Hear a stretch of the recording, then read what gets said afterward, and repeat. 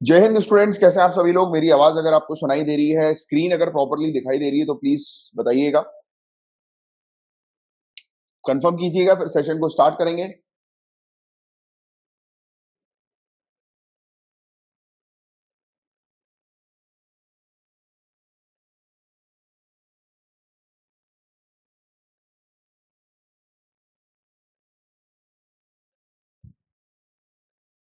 नमस्ते नमस्ते, good morning good morning. ठीक है, ऑल गुड, सब कंफर्म है। सेशन को शुरू कर दें।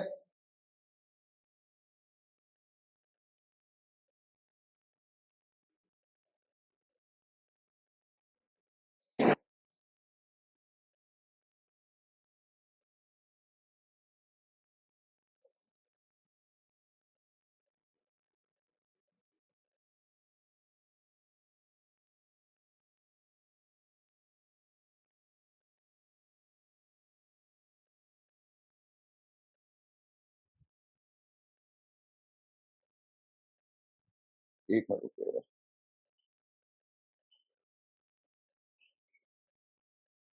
सबसे पहले कोटेशन के साथ शुरुआत करते हैं कि पुनः प्रयास से, यानी कि आप जब फिर से प्रयास करते हैं तो आप उस चीज से घबराना नहीं है। आप लोगों को कि पुनः प्रयास से घबराना नहीं है, क्योंकि जब आप पुनः प्रयास करते हैं, फिर से प्रयास करते हैं, तब शुरुआत जो होती है वो जीरो से नहीं, एक्सपीरियंस से होती है। बहुत ही बेहतरीन चीज ये किसी ने कही है कि जब आप फिर से चीजों को स्टार्ट करते हो, जैसे होता है ना, कई बार कुछ चीजों में अपना फेलियर हो जाता है, कोई चीज जैसे हो नहीं पाती, जैसे कि आपने टेस्ट सीरीज दी कोई, उसमें सही मार्क्स नहीं आ पा रहा है, टेंशन नहीं लेने का है, क्योंकि आपके सही मार्क्स नहीं आ रहे तो वो सब्जेक्ट आपको पता लग गया कि हाँ ये मेरा सब्जेक्ट वीक है। आपको सिर्फ उस पर जो है वो फिर से जो है वो कुछ कदम जो है वो और बढ़ाने हैं, फिर से अपने एरर्स को जो है वो रेक्टिफाई करके उस मतलब आगे बढ़ना है। राइट, तो दिस इज वेरी इंपॉर्टेंट कि प्रयास करते रहना चाहिए, हमेशा प्रयास से कभी घबराना नहीं चाहिए। तो चलो स्टार्ट करते हैं आज के सेशन को। यहाँ पर हम आज कौन से टॉपिक्स को कवर करने जा रहे हैं तो उसके बारे में आपको बताऊंगा। तो ये फ्लैग कोड ऑफ इंडिया, ये टॉपिक ऑलरेडी हम कवर कर चुके हैं। इसमें 2-3 पॉइंट्स हैं जो मैं भी आपको बताऊंगा और आपका एक वो भी लूंगा, क्वेश्चंस पूछूंगा आपसे। राइट, तो इसका आंसर आपको देना पड़ेगा। फिर ट्राइब्यूनल लॉ रिफॉर्म, ये भी टॉपिक हमने किया था बट काफी पहले किया था, तो फिर से जो है वो इसको देखेंगे हम लोग। आज काफी सारे रिपीटेड टॉपिक्स हैं। उत्तर प्रदेश की 2 चाइल्ड पॉलिसी भी हमने कर ली है, तो उससे रिलेटेड भी मैं आपसे क्वेश्चन पूछूंगा। सेंसस 2021 भी हो चुका है हमारा, तो इससे रिलेटेड भी मैं आपसे क्वेश्चन पूछूंगा। सीईआरटी आई है, न जाने कितनी बार हम लोग इस टॉपिक को कर चुके हैं, तो आज रिपीटेड टॉपिक है। ड्रग ट्रैफिकिंग के बारे में आप लोग जानते ही हैं, कई बार हम लोग इसके बारे में भी बात कर चुके हैं, फिर से करेंगे, एक रिपोर्ट आई है। राइट, रामसर कन्वेंशन ये क्या है, तो उसके बारे में भी मैं आपसे क्वेश्चन पूछूंगा। राइट, और क्रिप्टो करेंसी के बारे में भी क्वेश्चन पूछूंगा मैं आपसे कुछ कुछ, और क्योंकि इससे रिलेटेड बिल आया है, तो आज ये मान के चलिए आप लोग का टेस्ट है एक प्रकार का। राइट, और आप लोग को उसका आंसर जो है वो देना है। तो सबसे पहली बात स्टार्ट करते हैं फ्लैग कोड ऑफ इंडिया से। फ्लैग कोड ऑफ इंडिया, तो आपके लिए कुछ क्वेश्चंस हैं, मैं भी स्टार्ट करता हूं।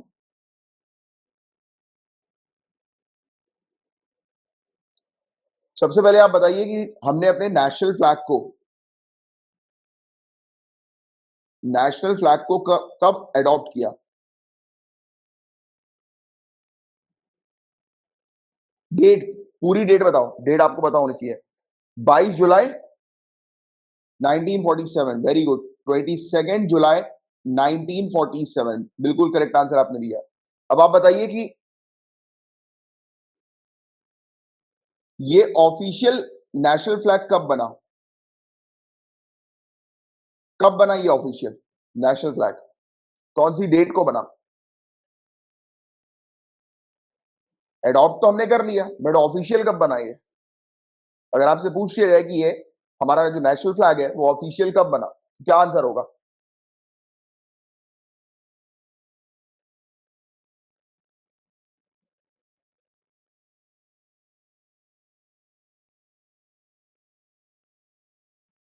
जिस दिन हमें आजादी मिली उस दिन ऑफिशियल बना ये,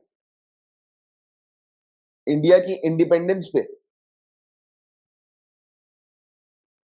है ना। आजादी मिली तभी तो डोमिनियन ऑफ इंडिया के अंदर ये फ्लैग हमें देखने को मिला कि ऑफिशियल बना।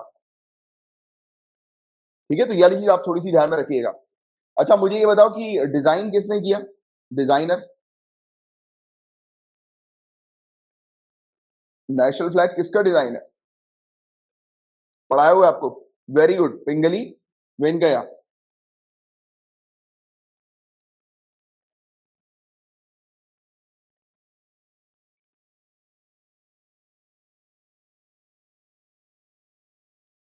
वेरी गुड, बिल्कुल सही लिख रहे हो आप। सभी लोग बहुत बढ़िया इसका आंसर दे रहे हो।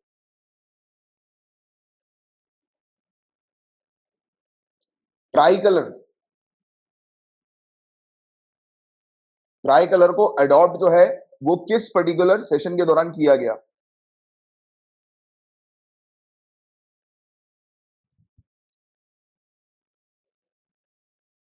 कराची सेशन, कांग्रेस कमेटी की मीटिंग हुई थी कराची सेशन 1931 में, इस समय किया गया। वेरी गुड, वेरी गुड, सभी लोगों ने इसका बिल्कुल करेक्ट आंसर दिया है। और इसके अलावा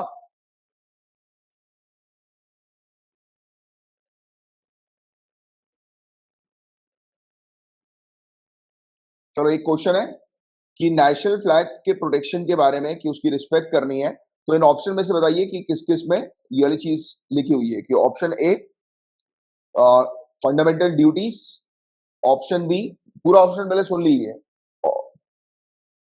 पहले पूरे ऑप्शन सुन लीजिए आप लोग।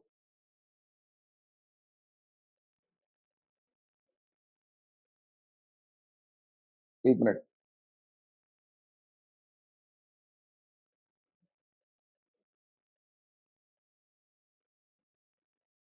Option B ordinary law, option C A and B, and option D none. अब बताओ क्या होगा इसका करेक्ट आंसर?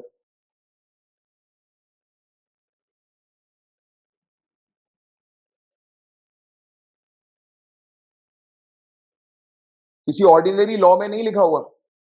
किसी ऑर्डिनरी लॉ में?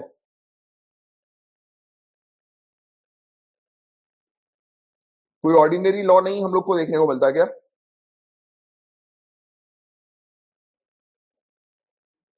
Emblems and names prevention of improper use act 1950, prevention of insult to national honour act 1971, कि parliament जो है वो एक कानून के थ्रू ये कर सकती है, पार्लियामेंट के पास पावर है फंडामेंटल ड्यूटीज को एनफोर्स करने की, राइट?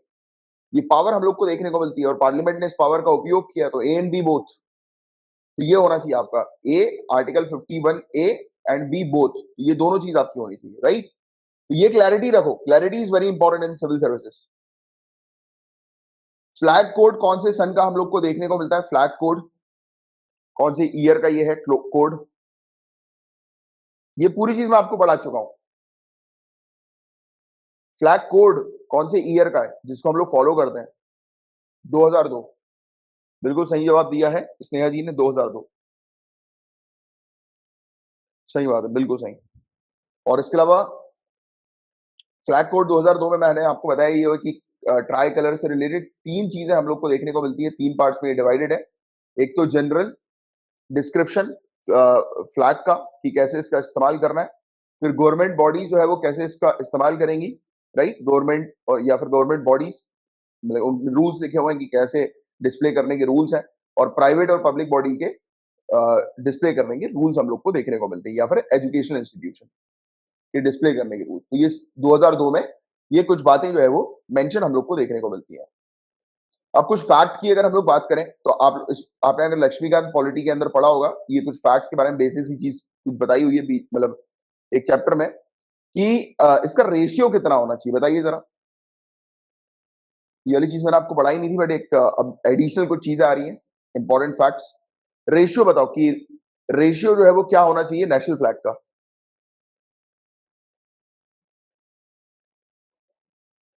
नहीं, लेंथ और हाइट के अगर हम बात करें, 3:2 लेंथ और हाइट की अगर हम बात करें,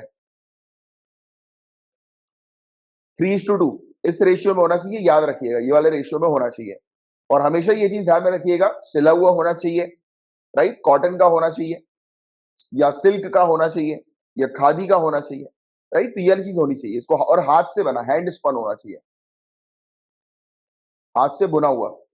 this is very important, this is facts, right? तो ये चीज आप थोड़ी सी ध्यान में रखिएगा। और कभी भी झंडे को आधा झुकाकर नहीं फहराना है, ये भी एक फैक्ट है, ये भी आपको ध्यान में रखना है कि झंडे को आधा झुकाकर नहीं फहराया जाएगा, एक्सेप्ट कुछ केसेस में, कुछ ओकेशंस में, वो भी सिर्फ और सिर्फ पब्लिक बिल्डिंग पर ही हमें देखने को मिलेगा। और उससे रिलेटेड गवर्नमेंट ऑफ इंडिया जो है वो इंस्ट्रक्शंस देगी, प्रोवाइड करेगी। और कभी भी अंतिम संस्कार में इसका उपयोग नहीं करना है, एक्सेप्ट आर्म फोर्सेस के अंतिम संस्कार में इसका उपयोग होता है, आप जानते हैं, और गवर्नमेंट जैसा आदेश करेगी उसके अकॉर्डिंग किया जाएगा। बट कोई और प्राइवेट व्यक्ति यानी कि निजी अंतिम संस्कार, आपको ये चीज ध्यान में रखनी है, निजी अंतिम संस्कार, राइट, तो इसमें प्राइवेट फ्यूनरल्स में इसका इस्तेमाल जो है वो नहीं किया जाएगा। कॉस्ट्यूम की तरह, यूनिफॉर्म की तरह इसका उपयोग नहीं करना, ये पहले भी मैं आपको बता चुका हूं। सर्वपल्ली राधाकृष्णन ने जो बताया था कि मतलब क्या महत्व होना चाहिए हमारे नेशनल फ्लैग का, तो क्या बोला था उन्होंने कि अशोक चक्र धर्म के विधान का पहिया है। तो देखो नेशनल फ्लैग में अशोक चक्र जो हम लोग को देखने को मिलता है ना, धर्म के विधान का पहिया, लॉ ऑफ धर्म, व्हील ऑफ लॉ ऑफ धर्म हम लोग को देखने को मिलता है। तो आप ये वाली चीज भी ध्यान में रखिएगा, जो हमारे तिरंगे में अशोक चक्र जो है वो व्हील ऑफ लॉ ऑफ धर्म है, धर्म के विधान का पहिया, राइट। ये चक्र जो है ये प्रदर्शित करता है। और गति जो है इस चक्र की, वो क्या बोलती है, गति जीवन है, गति जीवन है और ठहराव मृत्यु है। तो उन्होंने बोला कि आपको जो है वो चलते रहना है, मूवमेंट करते रहना है, क्योंकि जो इंसान जो है वो एक्टिव रहता है, आगे बढ़ता रहता है, मतलब वो लाइफ जी रहा है, और वो जहां पर रुक गया तो मृत्यु है। ये वाली चीज बताई इन्होंने, कितनी बढ़िया चीज चक्र के बारे में इन्होंने बताई, अशोक चक्र के बारे में, राइट। और जो हम लोग को सैफरन कलर देखने को मिलता है, सैफरन कलर भगवा रंग जो हमें देखने को मिलता है, अनासक्ति के परित्याग को ये दर्शाता है, अनासक्ति के परित्याग को दर्शाता है। Renunciation of disinterestedness, right. और इसमें व्हाइट कलर जो हमें देखने को मिलता है वो किसका प्रतीक है, तो व्हाइट रंग की पट्टी का, प्रकाश एवं हमारे आचरण का मार्गदर्शन करने के लिए सत्य के मार्ग को दर्शाता है white colour. It is the centre of light, the path of truth to guide our conduct. तो ये चीज इसमें हम लोग को देखने को मिलती है। बिल्कुल सही कहा आपने, पीस। और हरा रंग इससे रिलेटेड हम लोग को देखने को मिलता है, मिट्टी और वनस्पति से हमारे संबंध को दर्शाता है कि हम जो है वो जुड़े हुए हैं अपनी सॉइल से, हमारे रिलेशन को बताता है सॉइल से, राइट। तो ये वाली चीज बस आप लोग को थोड़ी सी इसके बारे में पता होनी चाहिए, इस टॉपिक के बारे में, फ्लैग कोड के बारे में। एक बार मैं इस टॉपिक को आप लोग के सामने वो कर देता हूँ, दिखा देता हूँ नजरों के सामने से, जिससे कि आपको पता लग जाए कि ये 22 जुलाई 1947 को इस दिन हमने अडॉप्ट किया था। 15 अगस्त 1947 को ये हमारा ऑफिशियल मतलब हमें देखने को मिला कि ऑफिशियली इसको हमने अडॉप्ट किया। और साथ ही साथ एवोल्यूशन की बात करें तो प्रेजेंट फ्लैग जो है वो डिजाइन किसके द्वारा किया गया है, पिंगली वेंकैया के द्वारा।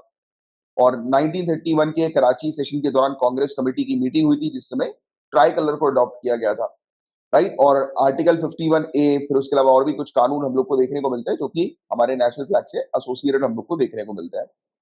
और फ्लैग कोड 2002 के अंदर 3 पार्ट्स हैं, ये तीनों पार्ट्स के बारे में मैंने भी आपको समझाया, राइट। इससे रिलेटेड कुछ फैक्ट्स के बारे में भी हमने डिस्कस किया कि क्या इसका साइज होना चाहिए और क्या क्या रूल्स इससे जुड़े होने चाहिए, राइट। तो ये पूरी चीज अभी हम लोगों ने बात करी, डिस्कस करी, राइट। तो ये था पूरा ओरल टॉपिक, जिसका एक अच्छा आपको आइडिया होना चाहिए। अब देखिए ट्राइब्यूनल की बात करेंगे, ट्राइब्यूनल लॉ रिफॉर्म की हम लोग बात करेंगे। Tribunal reform act 2000। अच्छा, अभी कुछ पूछना है किसी को तो पूछ लो।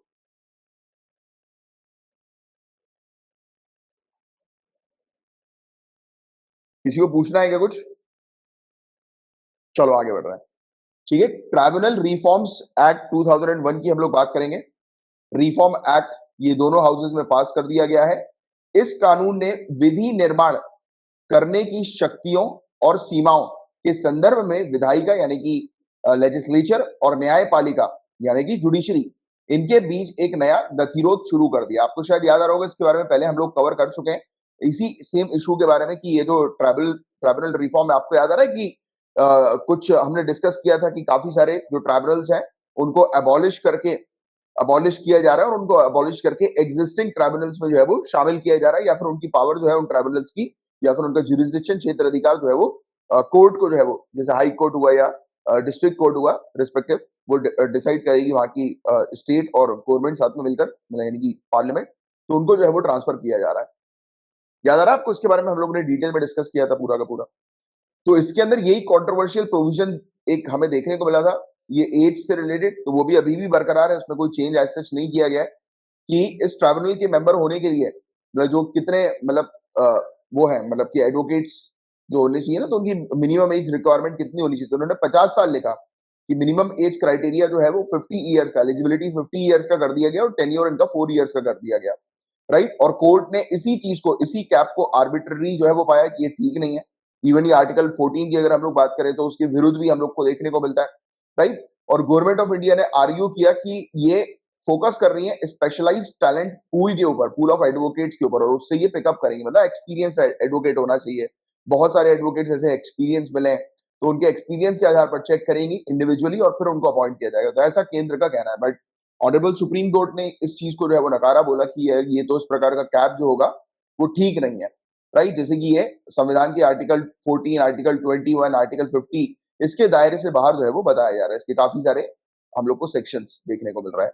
जैसे कि इसका एक सेक्शन हम लोग को देखने को मिलता है, वही अपॉइंटमेंट से रिलेटेड है कि 50 साल से कम की उम्र के लोगों को अपॉइंट नहीं किया जाएगा, राइट। इसके अलावा इसमें हम लोग को देखने को मिलता है कि रिकमेंडेशन जो दिया जाएगा वो एक पैनल के द्वारा दिया जाएगा, सर्च कम सिलेक्शन कमेटी होगी, राइट। ये रिकमेंड करेगी सेंट्रल गवर्नमेंट को, और सेंट्रल गवर्नमेंट जो है वो 3 महीने के अंदर अंदर बताया जा रहा है कि मेंबर्स को चुनकर जो है वो मतलब सेलेक्ट कर लेगी 3 महीने के अंदर अंदर। अब जुडिशरी के सिलेक्शन की प्रोसेस जो है वो केंद्र के हाथ में चलेगी, तो इसको लेकर ऑब्वियस ही बात है, विवाद तो उठेगा ही उठेगा, राइट। क्योंकि ये कहीं ना कहीं जुडिशरी की बात हो रही है ना, ट्रिब्यूनल क्या है, जुडिशरी के अंडर हम लोग को देखने को मिलता है ना। तो ये एक इशू हो गया कि लेजिस्लेटिव विंग जो है वो जुडिशरी को किस प्रकार से सेलेक्ट कर रही है, तो गलत है, ऐसे नहीं सेलेक्ट करना चाहिए लेजिस्लेटिव विंग को। तो इस प्रकार का हमें देखने को मिल रहा है कि गतिरोध चल रहा है अभी। इस ट्राइब्यूनल रिफॉर्म के क्या हाइलाइट्स हमें देखने को मिल रहा है, तो rationalisation and condition of service act 2021 ये हमें देखने को मिल रहा है, और ये एक यूनिफॉर्म टर्म्स एंड कंडीशन जो है वो प्रोवाइड कराने के ऊपर फोकस कर रहा है, जिसमें वेरियस मेंबर्स जो ट्राइब्यूनल्स के हैं, राइट, उनसे रिलेटेड उनकी टर्म्स और conditions, uniform terms and condition provide करा रहा है, और साथ ही साथ कुछ ट्राइब्यूनल्स को एबॉलिश भी कर रहा है, राइट। इसमें पावर दी जा रही है सेंट्रल गवर्नमेंट को कि सेंट्रल गवर्नमेंट रूल्स बना सकती है qualification, appointment, terms of office, salaries, allowances, resignation, removal से रिलेटेड, और दूसरी टर्म्स एंड कंडीशन जो भी होंगी इस ट्राइब्यूनल के मेंबर की, उनसे रिलेटेड पूरी पावर किसके हाथ में दी जा रही है, सेंट्रल गवर्नमेंट के हाथ में दी जा रही है। तो this is the main issue, right.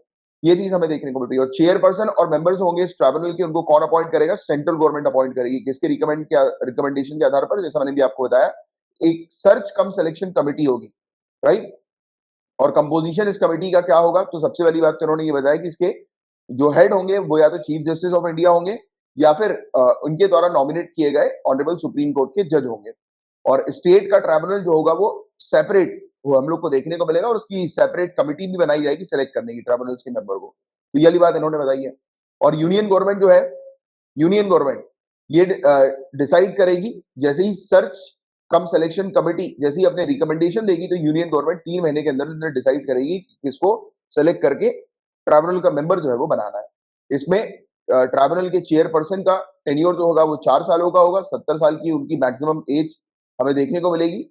और दूसरे मेंबर के लिए टर्म जो होगा वो भी अगेन 4 इयर्स का होगा, बट इनकी मैक्सिमम एज जो होगी वो 67 इयर्स की हम लोग को देखने को मिलेगी। कौन से अपीलेट ट्राइब्यूनल को जो है वो अबॉलिश किया जा रहा है, तो फिल्म सर्टिफिकेशन अपीलेट ट्राइब्यूनल, ये वाली चीज थोड़ी सी याद रखना, ये डायरेक्टली पूछ सकते हैं लोग आपसे इसमें प्रीलिम्स में। Airport appellate tribunal, authority for advance ruling, intellectual property appellate board, और plant varieties protection appellate tribunal. तो ये 5 ट्राइब्यूनल है जिन्हें अबॉलिश किया जा रहा है इस पर्टिकुलर बिल के थ्रू।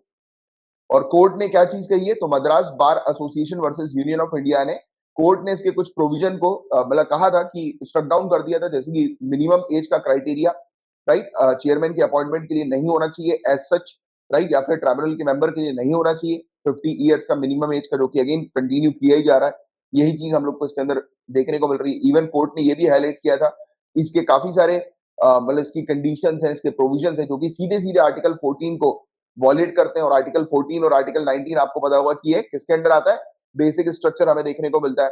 इसमें कोई भी किसी प्रकार की, पहली बात तो खुद ही पार्लियामेंट छेड़खानी नहीं कर सकता, और इसके आड़े जो भी आता है वो नल एंड वॉइड ही डिक्लेयर होगा, राइट। तो ये वाली चीज हम लोग को देखने को मिल रही है।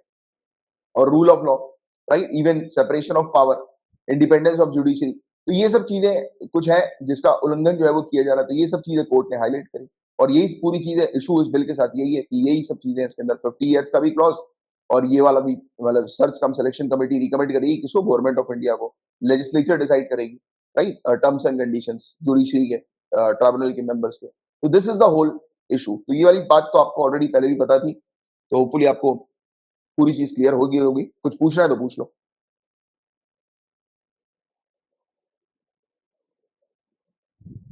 नहीं तो फिर आगे बढ़ते हैं।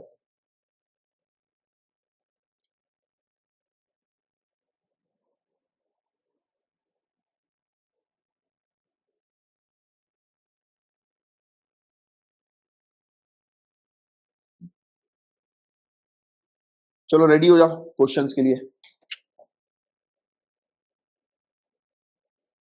रिंकी जी नहीं हो सकते, आप शायद नहीं हो सकते, ठीक है। मतलब मैंने पॉलिटी की क्लास में उसको बहुत ही अच्छे से पढ़ाया हुआ था, शायद आप होंगे पॉलिटी की क्लास में, तो ये क्लियर मैंने ऑलरेडी कर दिया था, बट आप पूछ रहे हो तो मतलब अभी क्लियर नहीं है, तो नहीं होंगे। आर्टिकल 14 और 19 ऐसे हैं कि जो कि बेसिक स्ट्रक्चर के अंदर हमें देखने को मिलता है।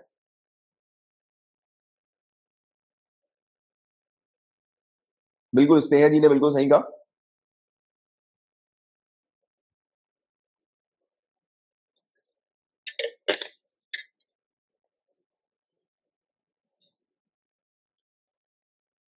कल मैंने थोड़ा सा आपको डांट दिया था, तो काफी सारे स्टूडेंट्स बिल्कुल अब एक्टिव हो गए होंगे। डांट जरूरी होती है।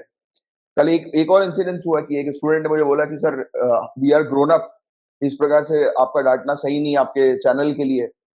तो मैंने बोला कि यार जिसको पढ़ना है पढ़े, डांटूंगा तो मैं जरूर, क्योंकि मैं उन लोग की तरह नहीं हूँ कि यार सिर्फ आए पढ़े अपने व्यूज लिए या वो किया कि हाँ यार अच्छे से काम कर लिया और आगे बढ़ दिए। देखो क्या होता है कि पढ़ाई में इट इज वेरी इंपॉर्टेंट कि अगर गलती करो तो ऑब्वियस बात है सजा तो मिलना जरूरी है।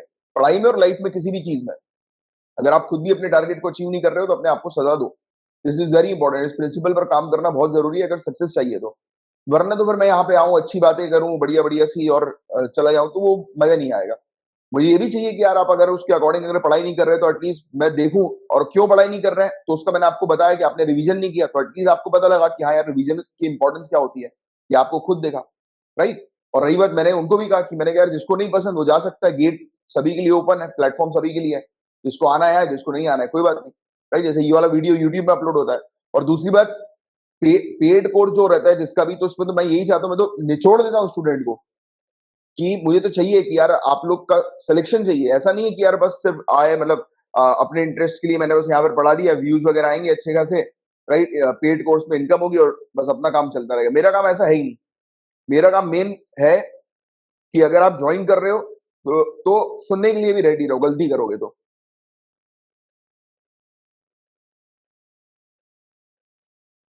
एक स्टूडेंट ने बोला था, मैंने कहा कि मैंने उनको भी बोल दिया कि मैंने कहा अगर आपको नहीं पसंद तो यू कैन लीव, क्योंकि इस मामले में मैं थोड़ा सा कट्टर हो जाता हूँ, क्योंकि यार ये स्टूडेंट्स की सिलेक्शन का मामला है। चलो यूपी की, उत्तर प्रदेश की टू चाइल्ड पॉलिसी के बारे में हम लोग बात करते हैं, तो आपके लिए क्वेश्चंस है। हुआ अभी अभी पहले मैं बताता हूँ हुआ ये क्या है कि ये टॉपिक न्यूज में क्यों आया, उसका एक जनरल सा आइडिया ले लो आप। तो करीब 8,000 से भी ज्यादा सजेशन पब्लिक से लिए गए थे, और रिव्यू करने के बाद Uttar Pradesh state law commission ने सबमिट करी एक रिपोर्ट और ड्राफ्ट बिल, एक नई पॉपुलेशन कंट्रोल कानून का, जिसका नाम है the Uttar Pradesh population control stabilisation and welfare bill 2021, जो कि प्रपोज कर रही है टू चाइल्ड पॉलिसी, राइट। तो ये वाली चीज है एक। अब इसके अंदर पहले तो मैं आप लोग को ये बता देता हूँ, इस बिल के बारे में पूछता हूँ, फिर इन्होंने सजेशन क्या दिया उसके बारे में हम लोग बात करेंगे, ठीक है। चलो आप मुझे बताओ, यूपी पीसीएस की जो स्टूडेंट तैयारी कर रहे हैं, मैंने आपको उस समय भी पढ़ाया बताया था कि आपको आंकड़े पता होना चाहिए, तो अब मैं UP PCS point of view से आंकड़े भी पूछूंगा, और फिर उसके बाद और बाकी जो स्टूडेंट है जो यूपीएससी की तैयारी कर रहे हैं वो स्पेशली फोकस करो कुछ चीजों के ऊपर। चलो सबसे पहली चीज तो मुझे बताओ कि नई पॉलिसी क्या क्या चीज डिक्रीज करने के ऊपर बेस्ड है, क्या क्या चीज डिक्रीज करना चाह रही है।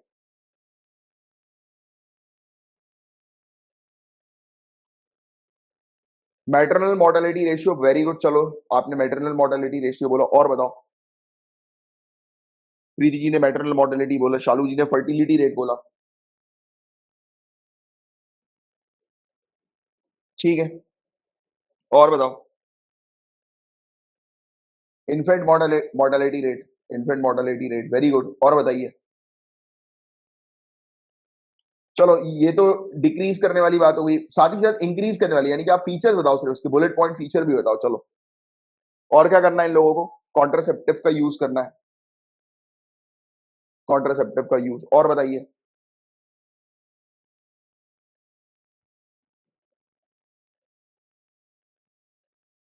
और बताइए, और कुछ है क्या इसके अंदर।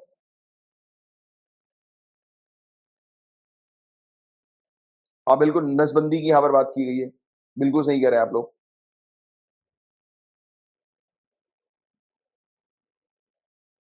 चलो शालू जी, प्रीति जी, वेरी गुड। श्रुति जी ने भी लिखा अवेयरनेस और लिटरेसी, वेरी गुड, अवेयरनेस।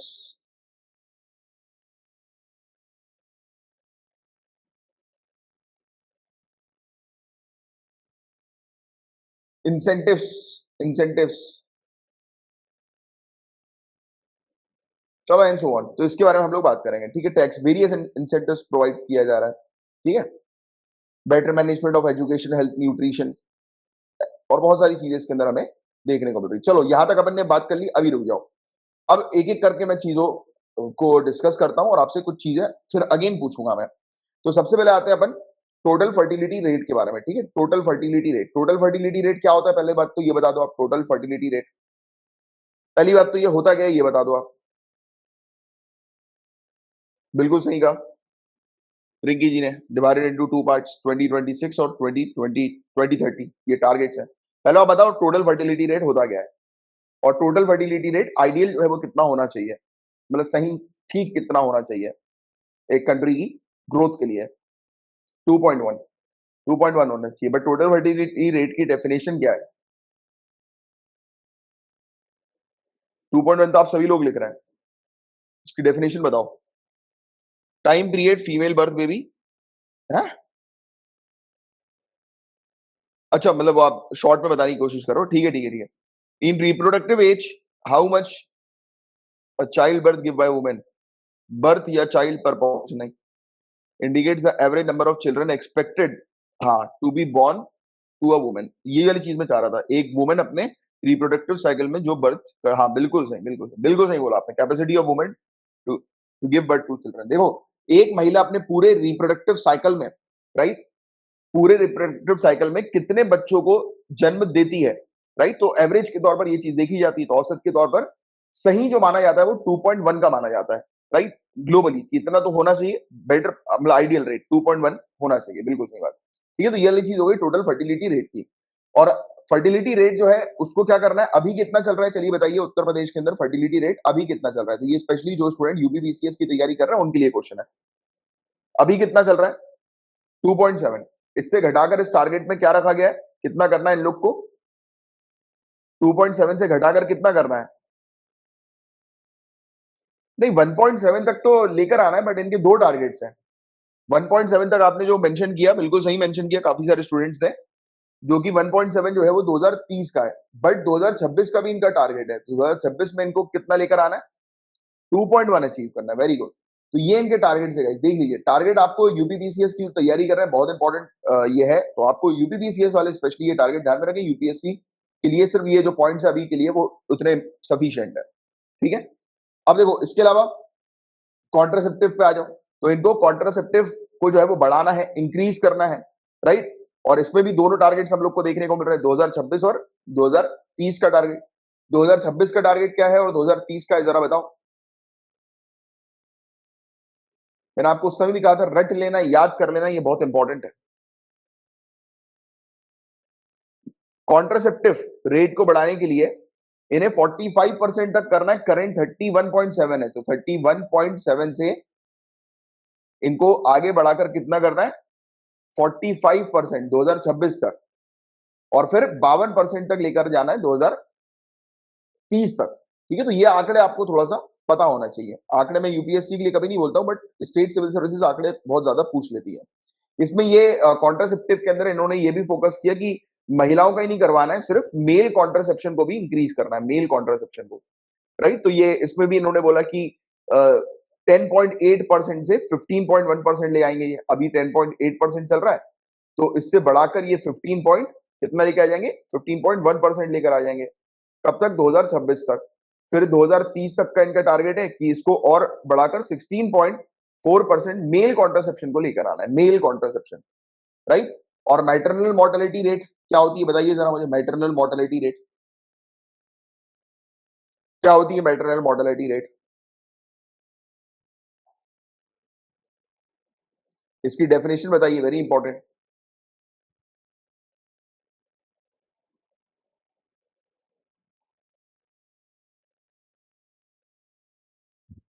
नहीं किस आंकड़े से इसको कैलकुलेट किया जाता है, आंकड़ा बताइए ना प्रॉपर, कि किस आंकड़े से इसको। नहीं डेथ रेशियो तो है, हाँ, इन 1000 children how much child not survive, ये वाली चीज है। कि 1000 की 1 लाख, 1000 या 1 लाख, इसको कंफर्म करो। श्योर?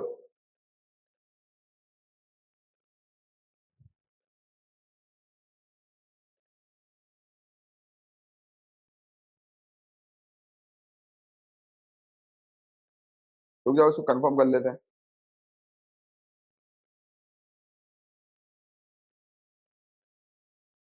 1 लाख, 1 लाख याद रखना है, 1000 नहीं, 1 लाख है। 1 लाख ध्यान में रखना है। UNICEF, maternal mortality refers to the death due to complication from pregnancy और चाइल्ड बर्थ। डेथ पर 1 लाख, डेथ पर 1 लाख। तो अभी जो मैटरनल मोर्टेलिटी रेट जो चल रही है वो 197 चल रही है। तो डेथ पर 1 लाख आपको ध्यान में रखना है। छोटे बच्चों की वो मैटरनल मोर्टेलिटी रेट, जो माताओं की जो कॉम्प्लिकेशंस के कारण जो है वो मृत्यु हो जाती है। डेथ पर 1 लाख, ठीक है। तो डेथ पर 1 लाख याद रखिएगा, मैटरनल मोर्टेलिटी रेट में आता है ये। और 197 से इनको 197 से इनको घटाकर 150, फिर घटाकर 98 जो है वो लेकर जाना है। और वही इन्फेंट मोर्टेलिटी रेट में, अब इन्फेंट मोर्टेलिटी रेट किस पे आता है, 1000 पे आता है या 1 लाख पे आता है? मैटरनल मोर्टेलिटी रेट तो 1 लाख पे आता है। इन्फेंट मोर्टेलिटी रेट बता दो। हाँ, ये वाला 1000 पे आता है, ठीक है। इन्फेंट मोर्टेलिटी रेट 1000 पे कैलकुलेट किया जाता है। तो इन्हें इन्फेंट मोर्टेलिटी रेट को 43 से घटाकर कितने पे लेकर जाना है, 32 पे, फिर फर्दर घटाकर 22 इनको कर देना है, ठीक है। तो ये क्लैरिटी रखो आप, this clarity is very important. और अंडर 5 इन्फेंट मोर्टेलिटी रेट की यहां पर बात हो रही है, छोटे बच्चों की जिनकी उम्र 5 साल से कम की है, तो अभी 47 चल रहा है, उससे घटाकर इन्हें 35 करना है, फिर घटाकर 25 कर देना है 2030 तक। तो ये आंकड़े आप लोग थोड़ा सा नोट्स बना लो छोटा सा, और ये आंकड़े जो है वो ध्यान में रखो, क्योंकि ये आंकड़े जो है वो इंपॉर्टेंट है, ठीक है। तो इन्फेंट मोर्टेलिटी रेट हो गया, मैटरनल मोर्टेलिटी रेट हो गया, तो इसके बारे में हमने चर्चा कर ली, बात कर ली, तो हो गया वाली चीज।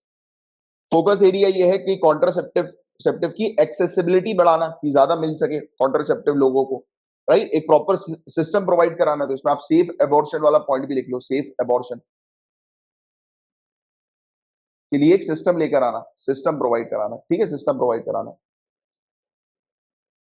न्यूबॉर्न यानी कि इन्फेंट और मैटरनल मोर्टेलिटी रेट को रिड्यूस करना है, तो ये चीज हमने देख ली। बेटर तरीके से मैनेजमेंट होना चाहिए एजुकेशन, हेल्थ और न्यूट्रिशन का, किसके लिए, एडल्सेंट के लिए। तो एडल्सेंट पर भी फोकस करता है क्वेश्चन। यहाँ पे क्या पता पूछ लें आप, चाइल्ड पॉलिसी में सिर्फ बर्थ कंट्रोल वाली चीज नहीं हो रही, बल्कि जो न्यूट्रिशन है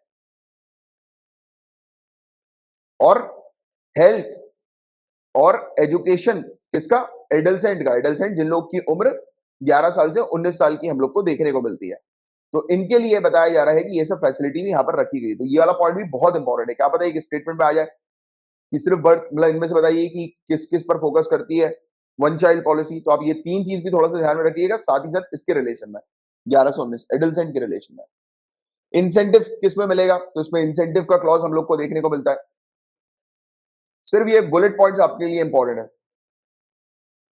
इंसेंटिव्स। अब ये इंसेंटिव जो है, जैसे कि हाउसिंग स्कीम्स वगैरह हो गई, राइट, टैक्स वगैरह, जैसे आप लोगों ने मेंशन किया था कि टैक्स में रीबेट मिल जाएगा, वाटर टैक्स हो गया, वही ये चीजें हमें देखने को मिलती है। बस इसमें मैं ये चाहूंगा कि अब पहले तो आप ये पब्लिक सर्वेंट का जानो थोड़ा।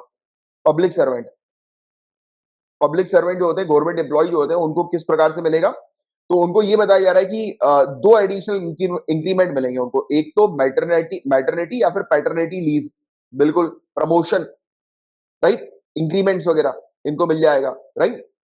और पैटर्निटी और मैटरनिटी लीव जो है वो कितने महीने की मिलेगी, ये क्वेश्चन आ जाए तो 12 महीने, और वो भी फुल सैलरी के साथ। तो ये वाली चीज आपको ध्यान में रखनी है, फुल सैलरी के साथ 12 महीने, राइट।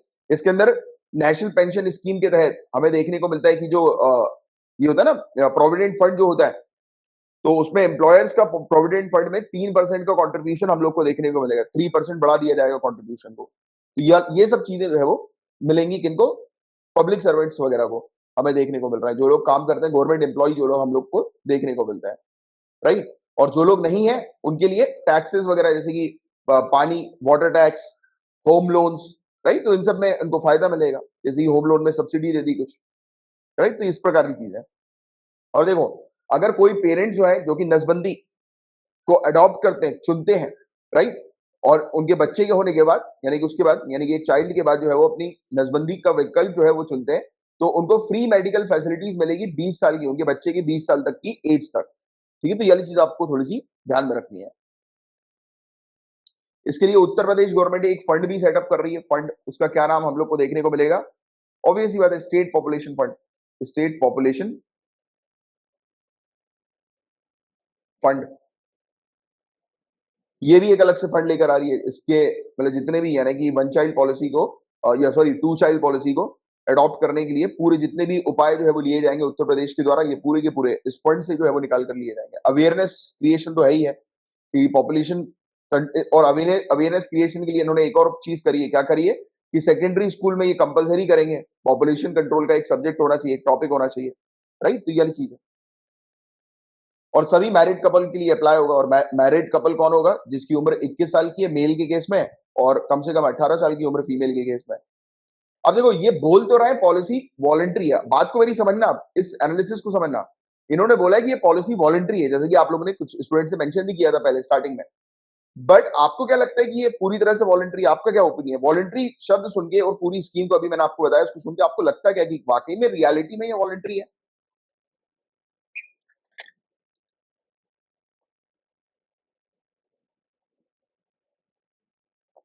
Definitely not. क्यों? क्योंकि हम देख रहे हैं कि यार कि जैसे कि जो फॉलो नहीं करेगा उसको तो बेनिफिट नहीं मिलेगा, सिर्फ जो फॉलो करेगा उसी को बेनिफिट मिल रहा है। राइट, तो एक प्रकार से ये वाली चीज हम लोग देख रहे हैं कि ये वॉलंटरी तो कहीं से कहीं हद तक नहीं हुई, क्योंकि कहीं ना कुछ लोग जो है वो पीछे होंगे, मतलब उनको वेरियस सरकार की स्कीम्स नहीं मिलेगी। क्योंकि यहाँ पर ये वाला पॉइंट भी था कि वेरियस सरकार की स्कीम जो है वो उनको प्रोवाइड की जाएगी, उनको दी जाएगी जो कि ये टू चाइल्ड पॉलिसी को फॉलो करते हैं। Understanding the point? तो ये वाली चीज है। राइट, वापस इस पे आ जाते हैं अपनी स्लाइड पे।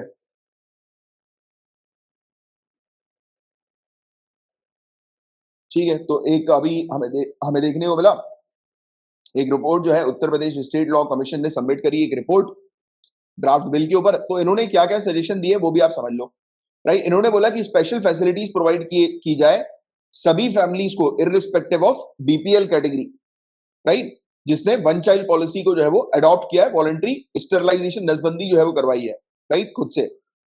और जिनके मोर देन टू चिल्ड्रन हम लोग को देखने को मिलेंगे, राइट, तो उसको जो है वो वेरियस बेनिफिट जो है जैसे कि वेलफेयर स्कीम्स वगैरह का वो नहीं प्रोवाइड किया जाएगा। तो ये वाली चीज इन्होंने बताई।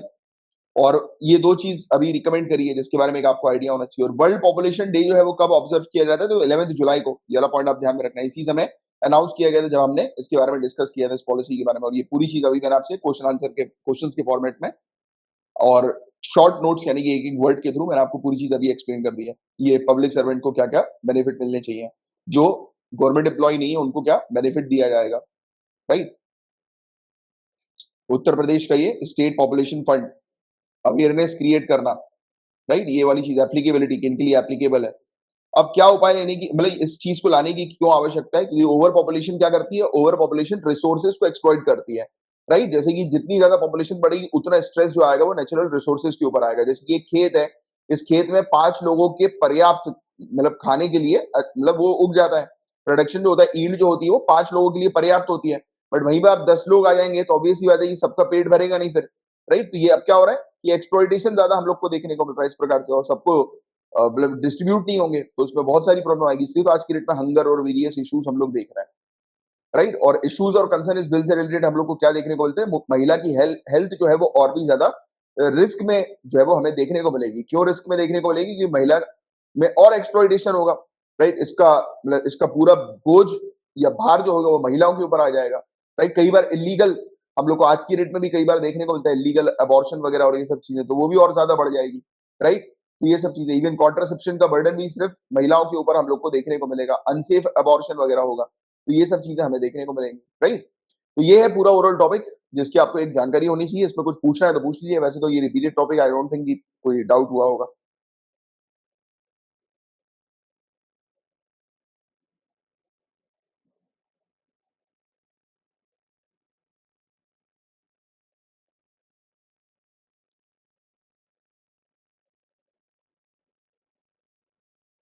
सेंसस 2021 कौन से नंबर का सेंसस है? कौन से नंबर का सेंसस ये हम लोग को देखने को मिलता है? अभी तक जितने सेंसस हुए हैं कंटिन्यूअस, मतलब इंडिपेंडेंट इंडिया की अगर हम लोग बात करें तो कौन से नंबर का है?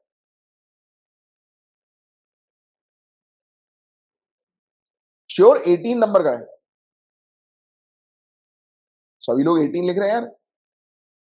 मेरे पास नोट्स में 16 लिखा हुआ है यहां पर, 16 लिखा हुआ है मेरे पास, 16th। अब 16th लिख रहे हैं सब लोग। हाँ 16th है, ठीक है, तो 16 है, ये वाली चीज आप थोड़ी सी ध्यान में रखिएगा। 16th, 16th नेशनल सेंसस है। पहली बात तो ये आपको याद रखना है। अच्छा, एंशियंट हिस्ट्री में आप बताइए, इसका सेंसस हुआ करता था क्या? अगर हुआ करता था तो कहां कहां पर हुआ करता था? बताओ जरा, मैंने इसके बारे में आप लोग को पढ़ाया हुआ है। दो चीज मैंने आपको बताई थी।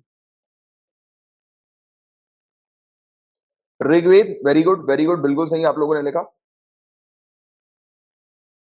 और आइन ए अकबरी, आइन ए अकबरी जो है वो किसका डॉक्यूमेंट हम लोग को देखने को मिलता है?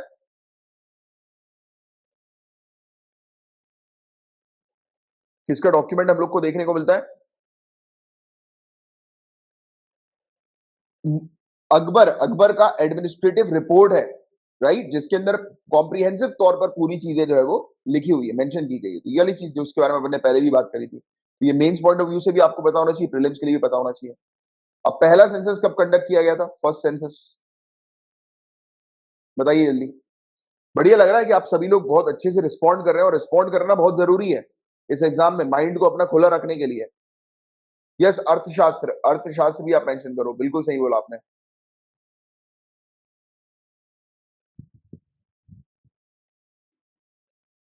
पहला सेंसस कौन सी ईयर में कंडक्ट किया गया था? 1872 आपको ध्यान में रखना है, 1872। बट वो सिंक्रोनस में नहीं था, यानी कि रेगुलर हम लोग को नहीं देखने को मिला था, राइट। बट ये किसके अंडर में था? कौन कौन गवर्नर था?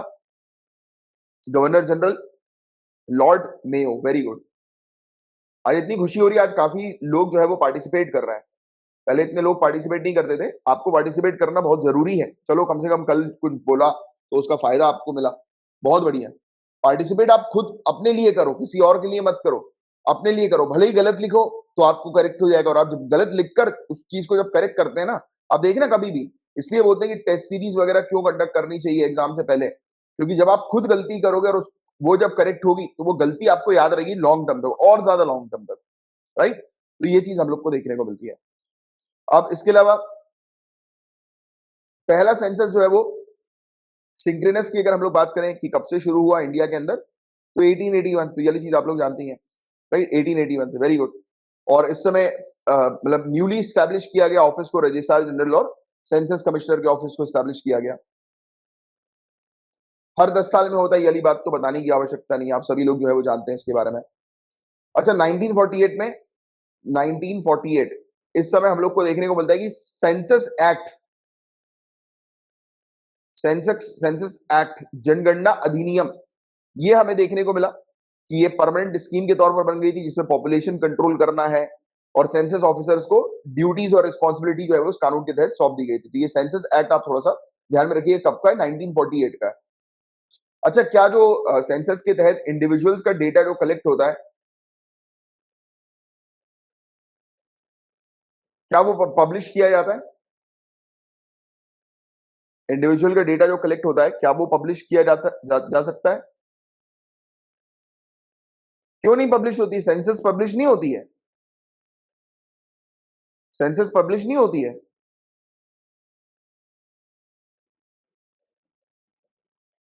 हाँ,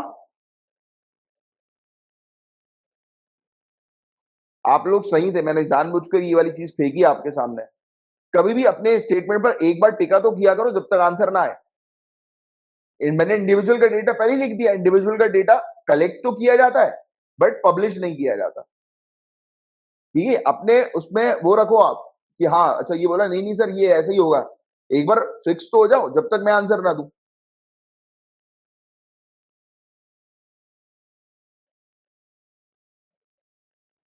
ठीक है। और इंडिविजुअल डेटा का उपयोग जो है वो किसी भी प्रकार से डेटाबेस के प्रिपरेशन के लिए नहीं किया जाएगा।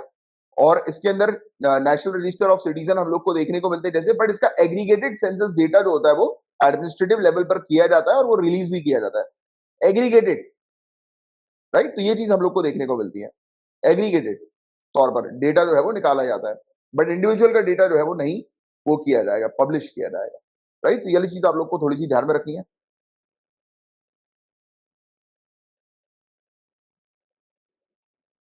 काफी सारे सोशियो इकोनॉमिक पैरामीटर्स का ध्यान में रखते हुए डेटा कलेक्ट किया जाता है, schedule caste, schedule tribe, religion, language, marriage, fertility, disability, occupation, migration.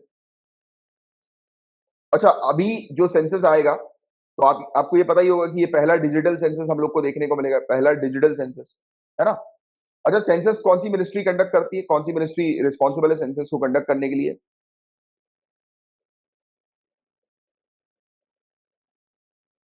पक्का? स्टैटिस्टिक्स तो नहीं है? स्टैटिस्टिक तो नहीं है? हाँ, वेरी गुड, समझ गए आप, है कि मैं भी खेल खेलता हूँ, समझ गए हो। Ministry of home affairs, right. तो ये चीज आप लोग को थोड़ी सी ध्यान में रखनी है कि मैं इसलिए खेल खेलता हूँ क्योंकि यूपीएससी आपके साथ खेल खेले तो आप खेल जीते, तो इसलिए मैं खेलता हूं। अब इसमें खास बात यह है, नए वाले मतलब जो अभी जो सेंसस कंडक्ट किया जाएगा कि इसमें मोबाइल एप्लीकेशन का उपयोग किया जा रहा है। जो आएंगे ना डेटा कलेक्टर, जो कलेक्ट करने आएंगे तो वो मोबाइल एप्लीकेशन के थ्रू डेटा जो है वो कलेक्ट करेंगे। सेंसस पोर्टल भी हमें देखने को मिलेगा, और वो किसके तौर पर काम करेगा कि जितनी भी अथॉरिटीज है उनके लिए एक सिंगल डेटाबेस के तौर पर काम करेगा, राइट। वेरियस प्रोग्राम्स पॉलिसीज के लिए, बेटर इंप्लीमेंटेशन के लिए।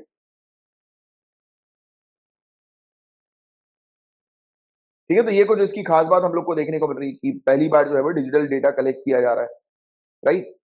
सेंसस के मॉनिटरिंग और मैनेजमेंट के लिए पोर्टल हम लोग को देखने को मिल रहा है, राइट। और ये पोर्टल मल्टी लैंग्वेज सपोर्ट भी प्रोवाइड कराएगा, मल्टी लैंग्वेज सपोर्ट, ये भी मेंशन करो।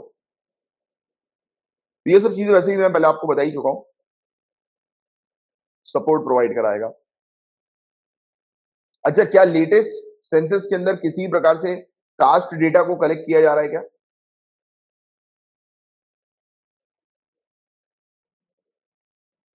नहीं किया जा रहा, कास्ट डेटा को कलेक्ट नहीं किया जा रहा, क्योंकि इसको कलेक्ट किया जाता है सोशियो इकोनॉमिक कास्ट सेंसस के अंदर, जो कि हमें देखने को मिलता है सोशियो इकोनॉमिक कास्ट सेंसस।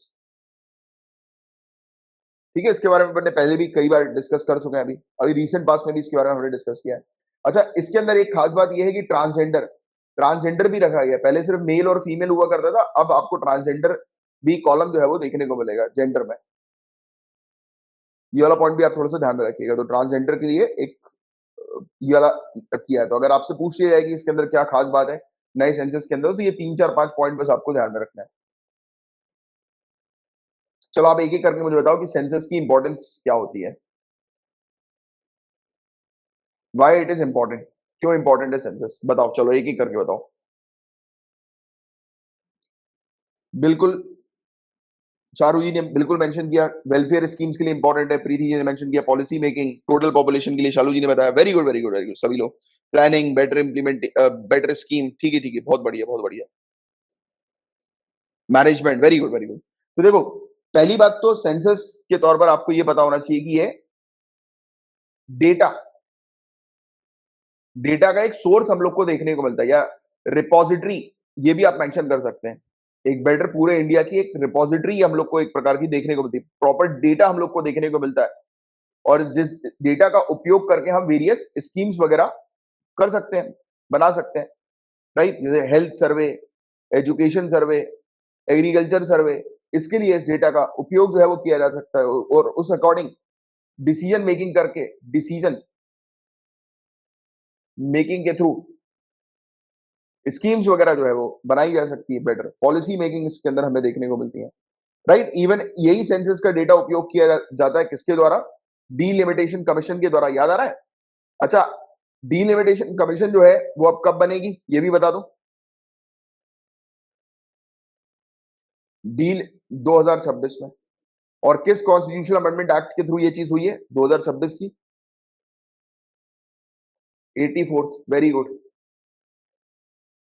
अगला मतलब और 2026 के बाद जो डिलिमिटेशन कमीशन बनेगी तो आप जानते हैं कि 2031 के सेंसस के आधार पर फिर वो किया जाएगा, राइट, कॉन्स्टिट्यूएंसीज बनाई जाएंगी। तो सेंसस यहाँ पर भी आ गया। तो देखिए सेंसस इसके लिए भी इंपॉर्टेंट हम लोग को देखने को मिलता है, कॉन्स्टिट्यूएंसीज बनाने के लिए, पार्लियामेंट, स्टेट लेजिस्लेटिव असेंबली और लोकल बॉडीज की, राइट। तो ये वाला पॉइंट भी आपको पता होना चाहिए। आपको एक चीज पता है, मैंने आप लोग को फाइनेंस कमीशन के बारे में पढ़ाया था पॉलिटी की क्लास में, जिसमें हमने डिस्कस किया था कि फाइनेंस कमीशन क्या करता है। फाइनेंस कमीशन सेंसस को ही देखकर ग्रांट्स प्रोवाइड कराता है कि किस स्टेट को कितना ग्रांट जो है वो मिलना चाहिए। याद आया? तो ये सब चीजें हमें देखने को मिलती हैं। तो ये हो गया सेंसस की कुछ बातें इंपॉर्टेंट।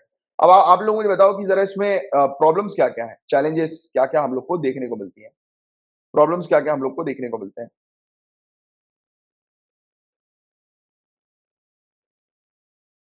बताओ प्रॉब्लम क्या है सेंसस में क्या प्रॉब्लम्स है, क्या चैलेंजेस है? Not honestly data collection honestly कई बार कलेक्ट नहीं किया जाता है, कई बार गलत इंफॉर्मेशन, फॉल्स इंफॉर्मेशन जो है वो डाल दी जाती है। और बताइए, सोचो ना, सेंसस को कंडक्ट करने में क्या प्रॉब्लम्स आ सकती हैं?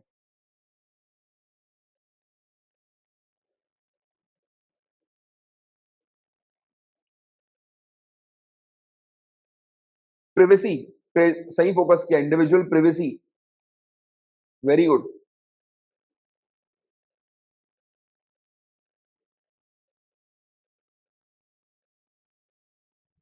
बिल्कुल ट्रू डिटेल नहीं मिलती है।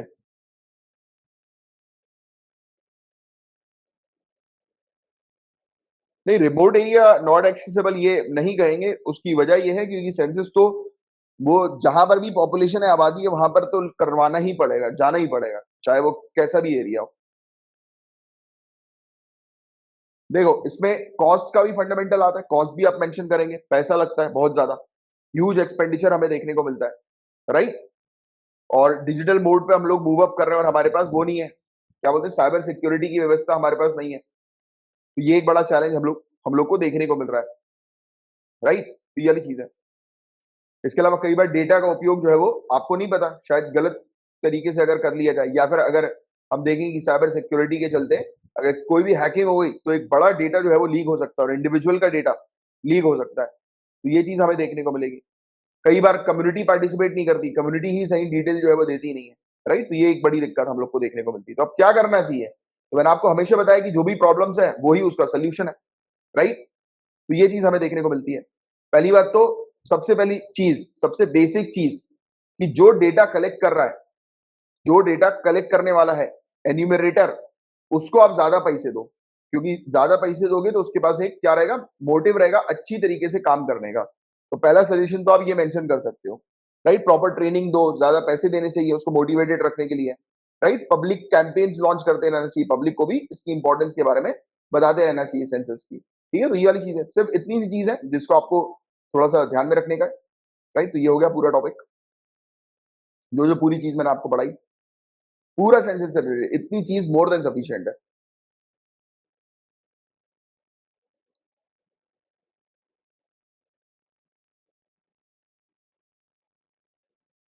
बहुत बढ़िया, आप भी बेहतरीन तरीके से आपने पूरी पार्टिसिपेट करते हुए बहुत सारी चीजें आपने मेंशन करी।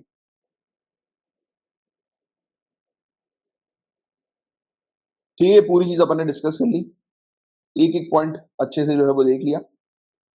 अब पेपर 2 से रिलेटेड इतने ही टॉपिक्स हैं, आप पेपर 3 के टॉपिक्स की तरफ आगे बढ़ रहे हैं। उससे पहले अगर आपको कुछ पूछना है तो आप पूछ सकते हैं।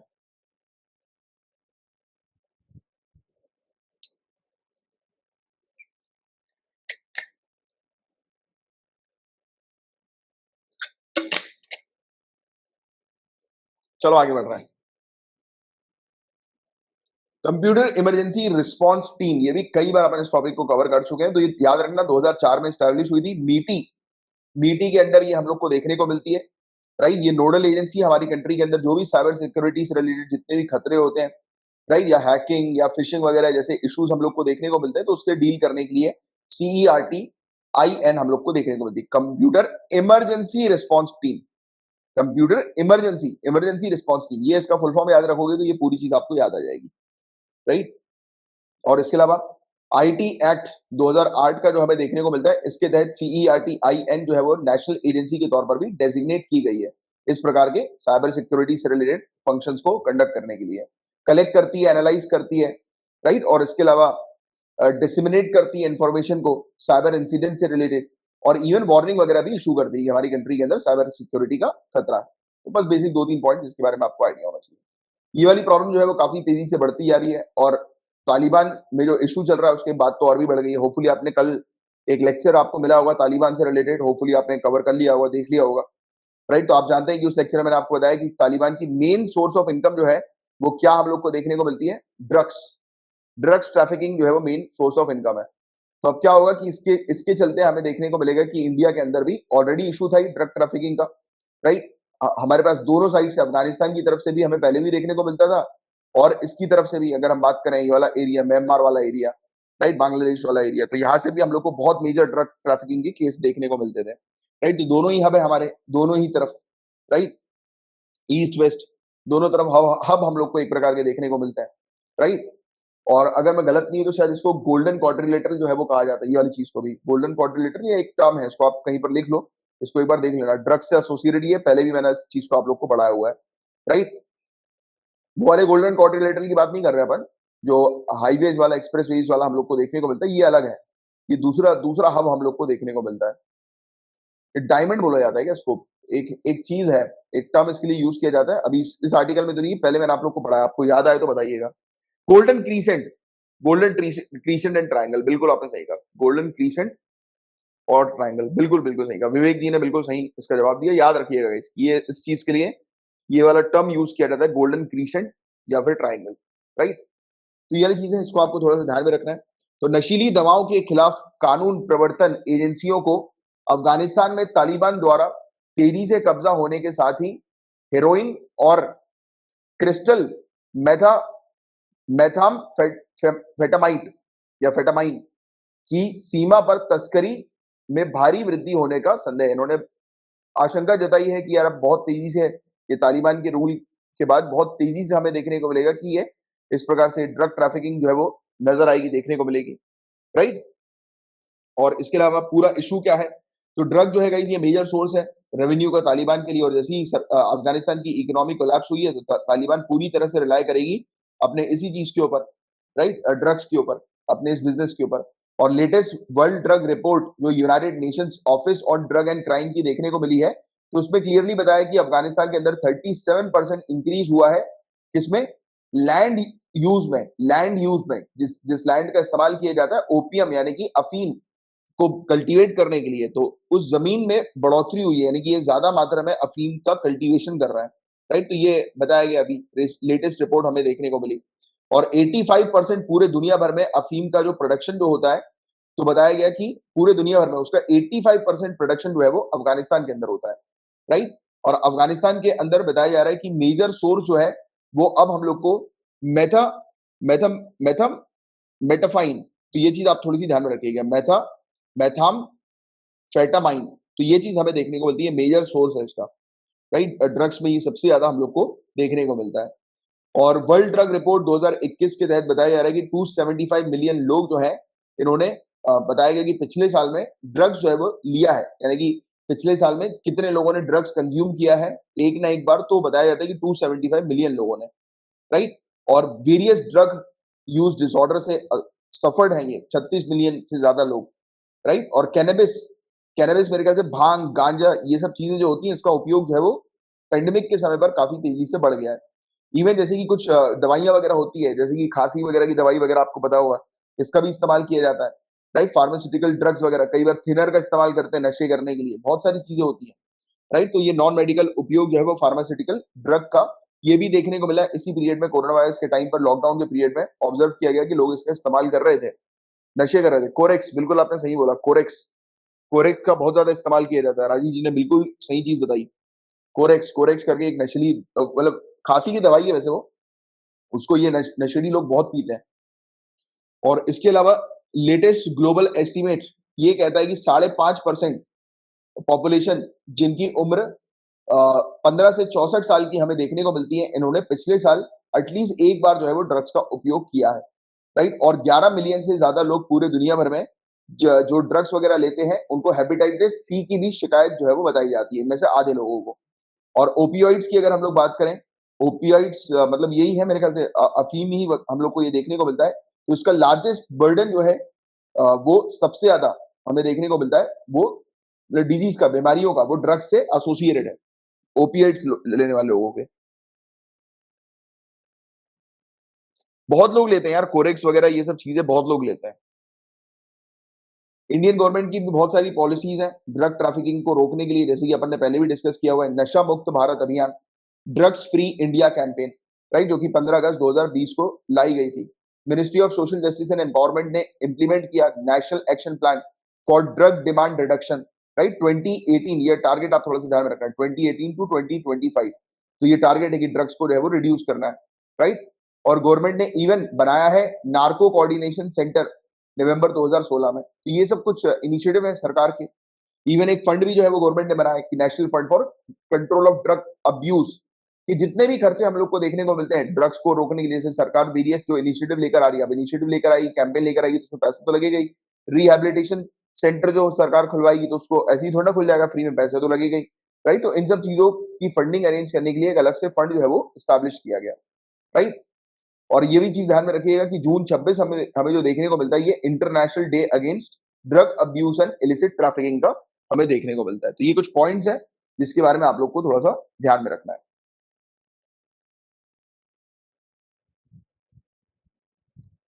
सिगरेट तो बैन तो हो नहीं पाएगी, क्योंकि रीजन बीइंग इसकी सरकार की कमाई इन सब चीजों से काफी ज्यादा है। तो सिगरेट, टोबैको, ये सब चीजें बैन नहीं करेंगे।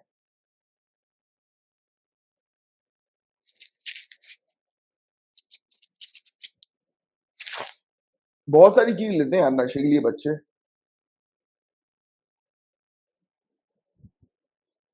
नशा लोग बोलते हैं कि छोड़ना जो है वो बहुत मुश्किल है, रिहैबिलिटेशन सेंटर में जाना पड़ता है। फालतू बातें लगती हैं मुझे, फालतू बातें। लोग चाहे तो एक दिन में, नहीं यार स्नेहा जी, नशा छोड़ना बहुत आसान है। मैं अपना पर्सनली आपको बता देता हूँ, पर्सनल कोई ऐसी चीज नहीं है जो छूटी नहीं है। अब आपको क्या बताऊं मैं, और एक दिन डिसाइड किया एंड एंडेड एवरीथिंग। सिर्फ एक दिन का डिसीजन, और सब कुछ पॉसिबल है। आपके माइंड में है यार सब कुछ, आपने सोच लिया तो सब पॉसिबल है, नहीं सोचोगे तो बहाने कितने रहते हैं। टेंशन हो रही, चलो सिगरेट फूक लेते हैं, मतलब कहीं खुशी हो गई तो चलो बैठ के एंजॉय कर लेते हैं, राइट। आप अपने विल पावर से सब कुछ कर सकते हो, विल नहीं, अपने माइंड सेट से सब कुछ अचीव कर सकते हो। वही चीज मैं आप लोग को बताता हूँ कि आपको अपने माइंड को हमेशा ये चीज बोलना है बस, कि आपको सिविल सर्विसेज के एग्जाम को क्रैक करना है। किसी चीज का आदि एडिक्शन जो होता है ना, वो इंसान खुद ही बनाता है, पता है। ये मैंने पर्सनल ऑब्जर्व किया है। एक टाइम पर जब मैं, मतलब मुझे ऐसा लगता था कि यार पॉसिबल ही नहीं अपने लिए, राइट।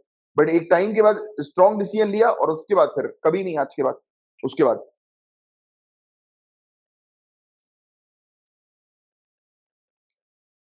और ऐसा वैसा एडिक्शन भी नहीं यार, तगड़ा था, मतलब कि 4 4 5 5 पैकेट्स निपटा डाले।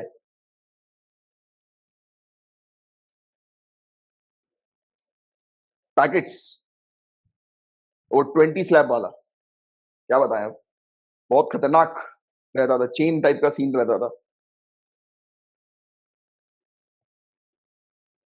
बट डिसाइडेड वन डे कि नहीं यार ये बहुत ज्यादा हो गया, अपने फैमिली में कोई है नहीं इस तरीके का, अपन क्या काम कर रहे हैं। मेरे पिताजी तो मतलब पान तक नहीं खाते हैं, आपको क्या बताएं।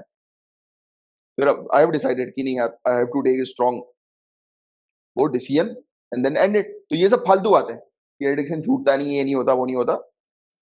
कोई ऐसी चीज नहीं है किसी भी तरीके की, जो अभी आपने पढ़ी ना, बहुत सारी चीजें होती हैं, एलएसडी, ब्राउन शुगर, हर प्रकार की चीज। आप क्या बताएं, स्नेक बाइट। चलो आगे की बात करते हैं।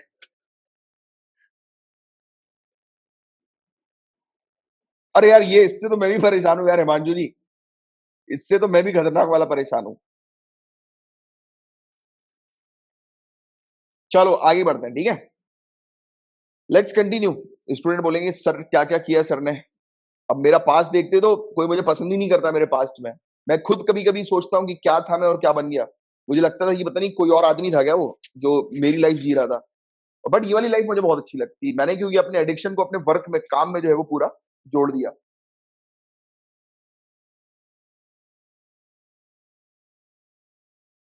चलो, let's focus. Ramsar, Ramsar convention, चलो 4 और साइट जो है वो इसके अंदर जुड़ गई हैं। अब टोटल रामसर कन्वेंशन के अंदर टोटल कितनी साइट्स हम लोग को देखने को मिल रही हैं, तो इस पर आप आंसर लिखेंगे 46। ठीक है, 46 हमें देखने को मिलती है। अच्छा, रामसर कहां पर है?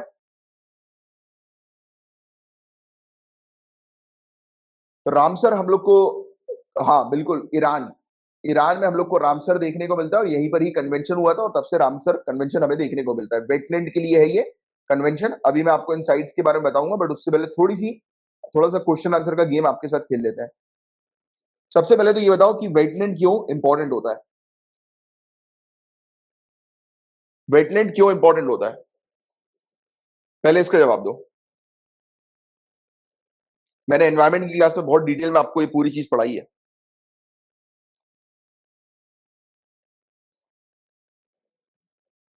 बायोडायवर्सिटी, डायवर्सिटी, बहुत सारी प्रजातियां, वेरियस स्पीसीज,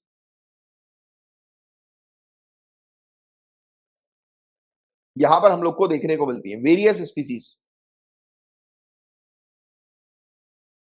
क्यों स्पीसीज यहां पर देखने को मिलती है, तो उसके पीछे का कॉन्सेप्ट मैंने आपको बताया था काफी डिटेल में। क्योंकि एक स्पीसीज अट्रैक्ट होकर इसके पास आई, और उसके बाद उसको खाने के लिए दूसरी स्पीसीज आई, और ऐसे करके बिल्कुल एग्जैक्टली फूड चेन सिस्टम जो है वो बन जाता है। राइट। सॉइल इरोजन नहीं होता, बिल्कुल आप बहुत सही चीज बता रहे हैं कि वेटलैंड में सॉइल इरोजन नहीं होता। तो देखो, आपको ये क्या क्या चीजें पॉइंट्स पे ध्यान में रखनी है। मतलब अगर फैक्चुअल पॉइंट की बात करें, लोगों की हेल्थ और पूरे प्लेनेट की हेल्थ किसके ऊपर डिपेंड होगी? मैं आपको इसी से पढ़ाता हूँ यार, स्लाइड से, तो वो ज्यादा आसान होगा कि इसमें बहुत इंपॉर्टेंट चीजें जो है वो अभी आपको मिलेंगी। चलो, देखो गाइस, ये चीज आपको मेंशन करनी है कि लोगों की हेल्थ और हमारे प्लेनेट की हेल्थ, ये हेल्दी वेटलैंड्स के ऊपर डिपेंडेंट है। मेंस के लिए एक इंपॉर्टेंट पॉइंट है, ये लिख लेना। राइट, 40% पूरे दुनिया भर की जो प्रजातियां हैं वो ब्रीड करती हैं या रहती हैं वेटलैंड के अंदर, और वेटलैंड नर्सरीज ऑफ लाइफ के तौर पर जाना जाता है। 40% एनिमल की ब्रीडिंग यहां पर होती है।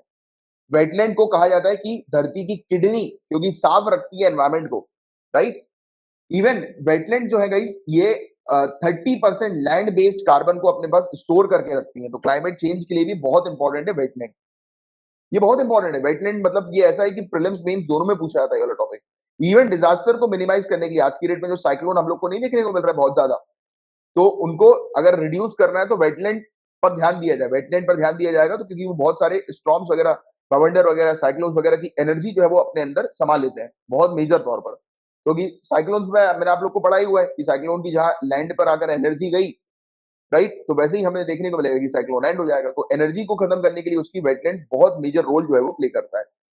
रामसर कन्वेंशन के बारे में आपने सही बताया, 1971 में ये कन्वेंशन जो है वो अडॉप्ट किया गया था, लागू हुआ ये 1975 में। तो 1971 1975 दोनों ध्यान में रखिएगा। ऑलमोस्ट 90% यूनाइटेड नेशन की मेंबर स्टेट जो है वो इस कन्वेंशन का पार्ट हम लोग को देखने को मिलती है। रामसर कन्वेंशन इंटरनेशनल एग्रीमेंट हम लोग को देखने को मिलता है वेटलैंड के कंजर्वेशन के लिए। ओरिजिनली इसे कहा गया था convention on wetland of international importance, specially water bird habitation. Right. और मॉन्ट्रियक्स रिकॉर्ड भी किससे एसोसिएटेड, क्वेश्चन ये भी बनता है कि मॉन्ट्रियक्स रिकॉर्ड जो है वो किससे रिलेटेड हम लोग को देखने को मिलता है। मधु जी, वेटलैंड क्या होता है सर? वेटलैंड देखो, एक गीली मिट्टी, वेटलैंड, गीली जमीन, यही होता है वेटलैंड, गीली जमीन, गीली मिट्टी हम लोग को देखने को मिलती है। आसान सिंपल शब्दों में अगर मैं इसको बताऊं, इसकी बहुत ब्रॉड डेफिनेशन है। एनवायरमेंट में इसको आपको जो है वो डिटेल में पढ़ना पड़ेगा, क्योंकि स्टैटिक पोर्शन के लिए बहुत इंपॉर्टेंट टॉपिक है। आप अभी अपने पास लिख लो, नोट्स बना लो। मधु जी, मेरे ख्याल से आप तो एनवायरमेंट में है ना, तो इसको तो कितना डिटेल, मेरे ख्याल से 2-3 क्लास लिया था मैंने वेटलैंड टॉपिक को पढ़ाने के लिए। तो उसमें देखो आप बहुत, हाँ, दलदल, एग्जैक्टली यही सब चीजें हम लोग को देखने को मिलती है वेटलैंड के अंदर।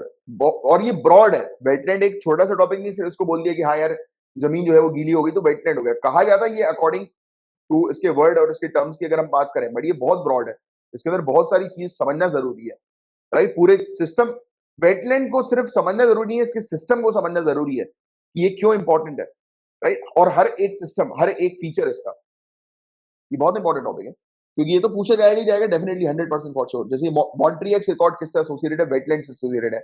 यहाँ पर जितनी भी वेटलैंड साइट्स वगैरह हमें देखने को मिलती है जो कि रजिस्टर की जाती हैं, जो इंटरनेशनल इंपॉर्टेंस की हम लोग को देखने को मिलती हैं, राइट, तो उनकी लिस्टिंग होती है यहाँ पर, उनको रखा जाता है। अब इसमें साइट को मतलब वो भी किया जाता है, क्या बोलते हैं, ऐड भी किया जाता है, रिमूव भी किया जाता है। तो ये वाली चीज हम लोग को देखने को मिलती है, और किसके अप्रूवल के साथ? तो सभी यानी कि पार्टी जो हम लोग को देखने को मिलती है, मतलब जो भी पार्टी जहां पर भी ये वेटलैंड साइट होती है, तो उनके ऊपर डिपेंड करता है कि वो उसको कितनी किस तरीके से जो है वो कंजर्व कर रहे हैं या नहीं कर रहे हैं, तो उसके ऊपर बेस्ड हम लोग को पूरी चीज देखने को मिलती है। और मॉन्ट्रेक्स रिकॉर्ड जो है वो किसके द्वारा स्टैब्लिश किया गया? तो recommendation of conference of contracting party 1990। तो कॉन्ट्रैक्टिंग पार्टी के रिकमेंडेशन के आधार पर, और कॉन्ट्रैक्टिंग पार्टी मतलब समझ रहे हो क्या होता है कॉन्ट्रैक्टिंग पार्टी? जिन्होंने इस कॉन्ट्रैक्ट को साइन किया, तो वो कॉन्ट्रैक्टिंग पार्टी हम लोग को देखने को मिलती है, राइट। तो ये वाली चीज आप थोड़ी सी ध्यान में रखिएगा। तो ये मॉन्ट्रेक्स रिकॉर्ड के अंदर ये पूरी चीज हम लोग को देखने को मिलती है। और आज की डेट में दो वेटलैंड इंडिया के अंदर हम लोग को मॉन्ट्रेक्स रिकॉर्ड में देखने को मिलते हैं, यानी कि वेटलैंड ऑफ इंटरनेशनल इंपॉर्टेंस। तो ये वाली चीज आप ध्यान में रखिएगा। तो ये कौन से हम लोग को देखने को मिलते हैं? एक तो ये है, क्या बोलते हैं, केवला देव नेशनल पार्क। केवला देव नेशनल पार्क कहां पर है? राजस्थान में। डायरेक्ट यूपीएससी ने एक बार क्वेश्चन पूछा था, choose the correct area match the following में, वाला क्वेश्चन आया था। और मणिपुर के अंदर हम लोग को लोकतक लेक देखने को मिलती है। और चिलिका लेक ओडिशा में भी हम लोग को जो देखने को मिलती है वो पहले थी, बट उससे हटा दी गई है अभी, राइट। तो ये कुछ चीजें हैं जिसके बारे में आपको आइडिया होना चाहिए। बाकी आज की डेट में कितने टोटल वेटलैंड है, अगर ये क्वेश्चन आ जाए तो आपका आंसर क्या होना चाहिए? 46। 46, ठीक है। अभी कुछ वेटलैंड्स को और ऐड कर दिया गया, जैसे कि सुल्तानपुर नेशनल पार्क। क्वेश्चन आएगा कहां पर है, तो आपको ध्यान में रखना है कि हरियाणा में है, ठीक है। सुल्तानपुर नेशनल पार्क, इसको वेटलैंड की कैटेगरी में रख दिया गया है। यहाँ पर क्रिटिकली एंडेंजर्ड सोशलेबल लॉपिंग एक चिड़िया हम लोग को देखने को मिलती है। एंडेंजर्ड इजिप्टियन वल्चर हमें देखने को मिलती है। सेकर फैल्कन ये भी एक चिड़िया है।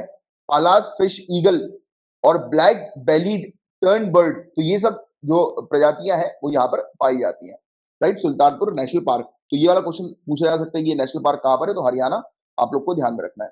वैसे ही हम लोग को एक भिंडावास वाइल्ड लाइफ सेंचुरी देखने को मिलती है, ये भी हरियाणा के अंदर है, राइट। तो human made fresh water wetland है, ह्यूमन के द्वारा बनाया गया। क्वेश्चन आ सकता है कि कौन सा? अभी लेटेस्ट बताइए कि किस जगह पर अभी रिसेंटली हमें देखने को मिला कि रामसर कन्वेंशन के अंदर वो साइट को, वेटलैंड को जो है वो ऐड किया गया, तो वो कहां पर है? तो हरियाणा के अंदर, उसको मैनमेड बनाया गया। तो इस तरीके का अगर कुछ क्वेश्चन आ जाए, स्टेटमेंट है, तो आपको ध्यान में रखना है कि ये है Bhindawas, Bhindawas wild life sanctuary. फिर थोल गुजरात के अंदर हम लोग को देखने को मिलता है, थोल, राइट। और ये वाइल्ड लाइफ सेंचुरी है गुजरात के अंदर। 320 बर्ड की स्पीसीज हम लोग को देखने को मिलती है। 30 थ्रेटेंड वाटर बर्ड स्पीसीज हम लोग को देखने को मिलती है, जो कि क्रिटिकली एंडेंजर्ड स्पीसीज। इसके अंदर व्हाइट रम्प्ड वल्चर आती है। सोशलेबल सोशियबल लॉपिंग हमें देखने को मिलती है। Vulnerable sarus crane, common pochard, lesser white fronted goose, तो ये सब प्रजातियां यहाँ पर पाई जाती हैं। इसके अलावा वाधवाना की अगर हम लोग बात करें, तो ये गुजरात के अंदर हमें देखने को मिलता है, वाधवाना। स्क्रीन शो नहीं हो रही? एक मिनट मैं करेक्ट कर लेता हूं।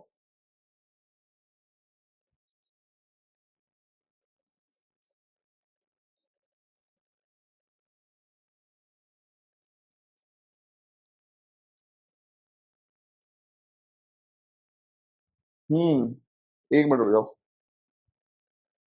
ये डिजिटल में बड़ी दिक्कतें आ जाती हैं कभी कभी।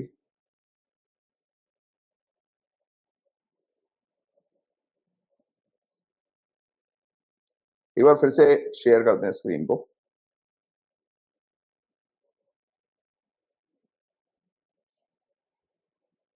अभी हो रही है क्या स्लाइड चेंज?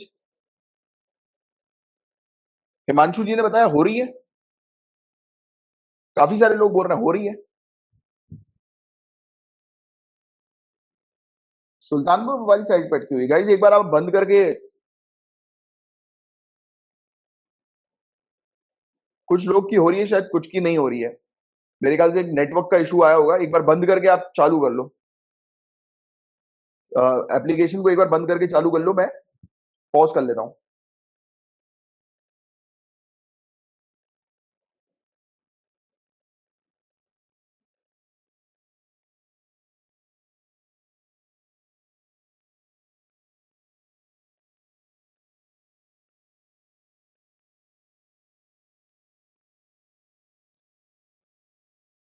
ठीक है। तो वाधवाना वाधवाना गुजरात के अंदर जो हमें देखने को मिलता है गाइस, तो इसकी अगर हम लोग बात करें तो ये प्रोवाइड कराता है wintering ground migratory water birds को, जो दूर दराज से सफर तय करके इंडिया के अंदर आती है। तो इसमें 80 से ज्यादा ऐसी प्रजाति हमें देखने को मिलती है जो कि सेंट्रल एशियन फ्लाईवे से माइग्रेट करती है, राइट, मतलब उसी में माइग्रेट करती है। यहाँ पर उनका एक स्पॉट हम लोग को देखने को मिलता है, राइट। और पाला फिश ईगल इसमें है, जो कि और इसके अलावा बहुत सारी है हम लोग को देखने को मिलती है, जैसे कि pochard, vulnerable common pochard, near threatened हम लोग को पेलिकन देखने को मिलती है, Dalmatian pelican, right, grey headed fish eagle देखने को मिलती है, फेरुगिनस डक हम लोग को देखने को मिलती है, और भी काफी सारी बर्ड्स की प्रजातियां हम लोग को यहाँ पर देखने को मिलती है। देखो आपको तो यहाँ पर ये वाधवाना ध्यान में रखना है कि ये कहां पर है, गुजरात में हम लोग को देखने को मिलता है। थोल गुजरात में हमें देखने को मिल रहा है, भिंडावास आप लोग को हरियाणा में देखने को मिल रहा है, सुल्तानपुर आपको हरियाणा में देखने को मिल रहा है। तो ये चार हम लोग को देखने को मिल रही है इंडियन साइड, जो कि wetland of international importance recognise की गई है रामसर कन्वेंशन के तहत, और अभी ऐसी 46 कन्वेंशन हम लोग को देखने को मिल रही है, ठीक है, कंट्री में। तो ये पॉइंट आप लोग को ध्यान में रखना है, ठीक है।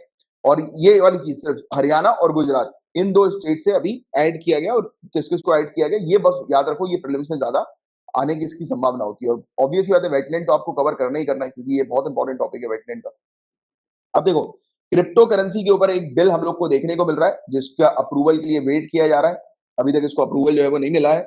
और inter ministerial panel crypto currency की जो हमें देखने को मिलती है, इन्होंने रिकमेंड किया कि जितने भी प्राइवेट क्रिप्टो करेंसीज हैं, जितनी भी प्राइवेट क्रिप्टो करेंसी सिवाय स्टेट ने जो इशू करी है वर्चुअल करेंसी, उसको छोड़कर सबको बैन कर दिया जाए इंडिया के अंदर।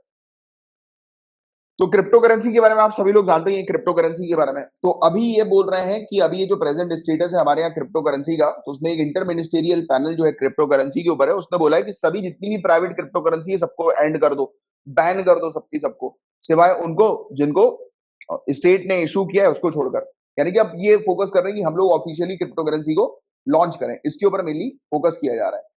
और आप जानते हैं कि रिजर्व बैंक ऑफ इंडिया ने इससे रिलेटेड चिंता जो है वो जताई थी। Even reserve bank of India ने ये भी कह दिया था कि क्रिप्टो करेंसी जो है वो बैन हो जाएंगी, इसके बारे में हमने डिस्कस किया था। बट उसके रिजर्व बैंक ऑफ इंडिया के इस डिसीजन को ओवर रूल कर दिया ऑनरेबल सुप्रीम कोर्ट ने अलाउ कर दिया कि बैंक्स और फाइनेंशियल इंस्टीट्यूशन और पब्लिक को भी की क्रिप्टो करेंसी में डील की जा सकती है, राइट। फिर रिजर्व बैंक ऑफ इंडिया की तरफ से भी कोई प्रक्रिया नहीं आई, बट अभी ये पैनल ने जो है वो वाली चीज कही है कि इसको मतलब एक कानून के थ्रू बैन कर देना चाहिए क्रिप्टो करेंसी को, प्राइवेट क्रिप्टो करेंसी को, राइट।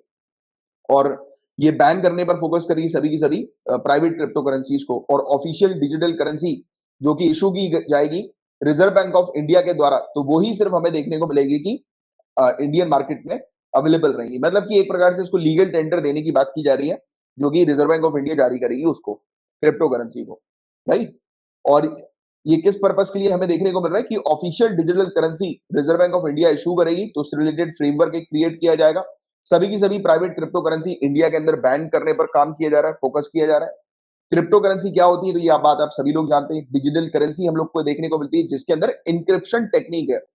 अब देखो एक चीज मुझे हमेशा ये लगती है कि अगर, क्योंकि डिजिटल करेंसी जो है या क्रिप्टो करेंसी, डिजिटल करेंसी तो ऐसे बहुत सारी है, बट अगर हम स्पेसिफिकली क्रिप्टो करेंसी की बात करें, बहुत ध्यान से मेरी चीज को समझना, अगर हम सिर्फ क्रिप्टो करेंसी की बात करें तो क्रिप्टो करेंसी क्यों फेमस है, क्योंकि इस करेंसी के अंदर कोई भी मतलब मीडिएटर की आवश्यकता नहीं होती। ये बात आप सभी लोग जानते हैं, कोई भी मीडिएटर की आवश्यकता नहीं होती। जैसे कि अगर हम अपने बैंक के केस की बात करें, तो आपको जो पैसा निकालना है, पैसा डालना है, तो उसके लिए आपके ऊपर कौन है, बैंक हम लोग को देखने को मिल रहा है। तो इसमें हम लोग को यस ब्लॉकचेन टेक्नोलॉजी होती है, इसमें मीडिएटर की आवश्यकता नहीं होती किसी भी प्रकार से। आप बात को ये समझिए कि मीडिएटर की आवश्यकता नहीं होने के लिए ही लोगों ने इसको चूज किया, क्योंकि लोग अपनी पर्सनल इंफॉर्मेशन डेटा जो है वो नहीं चाह रहे थे। अब वो ऐसे लोग obviously we also know about it कि वो ऐसे लोग थे जो कि लीगल एक्ट में इन्वॉल्व है, इसलिए वही नहीं चाहेगा, क्योंकि जो लीगल एक्ट में इन्वॉल्व है उसको कोई फर्क नहीं पड़ता, राइट, कि किसके उसमें वो है कि नहीं, यानी गवर्नमेंट बॉडी उससे जुड़ी है कि नहीं जुड़ी, कोई उसका वो है कि नहीं। मैं बोलते ना कि अपन जैसे रिजर्व बैंक ऑफ इंडिया ये संरक्षण करता है, तो वो जो लीगल एक्टिविटीज में इन्वॉल्व है, मैं स्पेशली यहाँ पर ट्रांजेक्शन की बात कर रहा हूँ, दूसरे डेटा की बात नहीं कर रहा, मैं सिर्फ ट्रांजेक्शन की बात कर रहा हूँ, ठीक है। इस चीज को आप मैं क्लियर कर देता हूँ दोनों। नहीं तो फिर क्योंकि दूसरे डेटा जो होते हैं वो ऑब्वियस ही बात है कि वो प्राइवेसी से एसोसिएटेड होते हैं काफी सारे, जैसे हम खुद ही नहीं चाहते कि सरकार के पास हमारे वेरियस डेटा जाए, क्योंकि हमें पता है कि डेटा लीक हो जाएंगे तो कल को हमें ही प्रॉब्लम आनी है, हमारे ऊपर ही खतरा आ जाना है, right. But we trust our government की, हमें अपने गवर्नमेंट के ऊपर ट्रस्ट है, राइट। बट यहाँ पर मैं सिर्फ ट्रांजेक्शन की बात कर रहा हूँ, ठीक है, अमाउंट की बात कर रहा हूँ। तो जैसे कि कोई लीगल व्यक्ति, आप हो, मैं हूं, हम लोग हम लोग जब ट्रांजेक्शन करेंगे हमें फर्क नहीं पड़ता कि वो ट्रांजेक्शन को कौन देख रहा है कौन नहीं देख रहा है, बिकॉज हमें पता है कि हमारा ट्रांजेक्शन सही जगह पर जा रहा है, हम लीगल है, व्हाइट मनी का उपयोग हम लोग कर रहे हैं, राइट। बट ये वाली चीज इलीगल, जो लोग इलीगल एक्टिविटीज में इन्वॉल्व होते हैं वो थोड़ा सा नहीं चाहते हैं, राइट। बट मेन चीज यहाँ पर जो बात है वो क्रिप्टो करेंसी की है। इसको हम लोग कोई डिजिटल वॉलेट नहीं बोल रहे, क्रिप्टो करेंसी बोल रहे हैं, जो ब्लॉकचेन टेक्नोलॉजी के ऊपर आधारित हम लोग को देखने को मिल रही है। ये फेमस ही इसलिए है क्योंकि ये इस टेक्नोलॉजी के ऊपर बेस्ड है, बट इसके ऊपर अगर आप किसी उसको रख दोगे, मतलब सुपरवाइजर को रख दोगे जैसे कि रिजर्व बैंक ऑफ इंडिया को, तो फिर इसका जो रोल है क्रिप्टो करेंसी का वो खत्म ही हो जाएगा। Understanding it? क्योंकि ये जानी किसके लिए जाती है, इसके ऊपर कोई भी सुपरवाइजर नहीं है, कोई भी सुपरविजन करने के लिए कोई भी मीडिएटर नहीं है। तो ये एक मेरा विचार है, राइट। तो ये वाली चीज आप थोड़ा सा ध्यान में रखिएगा, आप चाहे तो इसको मेंस में भी उपयोग कर सकते हैं, राइट। तो ये वाली चीज हम लोग को देखने को मिल रही है। तो क्रिप्टो करेंसी में क्योंकि यही चीज है ना, आप देखिए कि operating independently of central bank, बिना किसी सेंट्रल बैंक के हमें देखने को मिल रहा है। फिर रुक गई स्लाइड। नहीं यार, मेरे साइड से तो काम कर रही है अभी, वैसे तो मैंने रोका ही हुआ है स्लाइड को, एक ही जगह पर थी। अभी देखो चेंज हुई।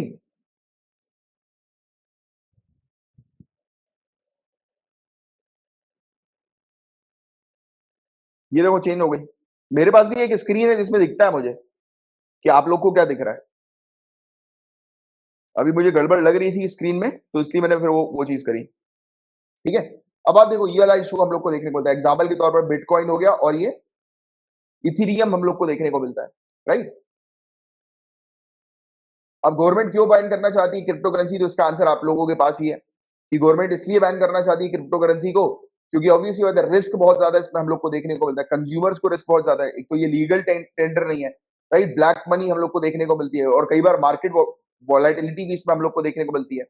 जैसे कि शेयर मार्केट डिमांड के ऊपर बढ़ता घटता है, तो वैसे ही इसमें भी हम लोग को देखने को मिलता है। एक बार ऐसा हुआ था 2018 और 17 की बात करें तो 2017 में क्रिप्टो करेंसी जो थी वो 20,000 यूएस डॉलर थी, और 2018 नवंबर को ये 3,800 यूएस डॉलर हो गई। जिसने 20,000 में खरीदा और जिसकी वैल्यू 3,000 हो गई, तो ऑब्वियसली बात है कि उसको तो बड़ा घाटा हो जाएगा। तो ये वाली चीज। और दूसरी बात, किसने इसमें एक दिक्कत ये भी है कि जैसे कि कल को आपने क्रिप्टो करेंसी परचेज करी, बिटकॉइंस वगैरह परचेज किए, आपकी तरफ से आपके अकाउंट से तो पैसा कट गया, बट आपके जो क्रिप्टो करेंसी का जो वॉलेट है उसमें क्रिप्टो करेंसी नहीं शो कर रही, आप किसको कंप्लेन करोगे? तो किसी को नहीं कर पाओगे, कोई भी अथॉरिटी नहीं है जो कि इसको देख रही है, सुपरवाइज कर रही है, राइट। तो ये भी एक बड़ा इशू हम लोग को देखने को मिलता है। सिक्योरिटी का बहुत बड़ा रिस्क है। जैसे कि हम लोग का जैसे ऑनलाइन अगर फेसबुक का पासवर्ड आप भूल गए तो आप फॉरगेट पासवर्ड करके पासवर्ड जो है वो रिकवर कर सकते हो, बट इस केस में ऐसा नहीं है। एक बार प्राइवेट की भूल गए तो गया, फिर खत्म हो गया, जितना पैसा था खत्म, जीरो। ये एक बड़ी चीज हम लोग को देखने को मिलती है। मालवेयर का भी खतरा है क्योंकि प्राइवेट कीज जो होती है वो एक ऑनलाइन हम लोग को देखने को मिलती है, स्टोर की गई होती है। अब किसी ने अटैक कर दिया, हैकिंग वगैरह हो गई, तो वो की चली गई तो पैसा का पैसा पूरा का पूरा चला गया, राइट। मनी लॉन्ड्रिंग का बहुत केस हम लोग को देखने को मिलता है। कहते हैं कि एक डार्क वेब करके होता है, हमें देखने को मिलता है, तो वो पूरा का पूरा इसी के ऊपर आधारित होता है, इसी के ऊपर बेस्ड होता है, राइट। क्रिप्टो करेंसी के ऊपर इसकी डीलिंग हम लोग को देखने को मिलती चलती है, डार्क नेट, डार्क वेब जिसको हम लोग बोलते हैं, राइट। तो ये चीज है। तो ये था पूरा ओवरऑल टॉपिक। अब आपको कुछ पूछना है तो आप लोग पूछ सकते हैं। हाँ, टॉर ब्राउजर।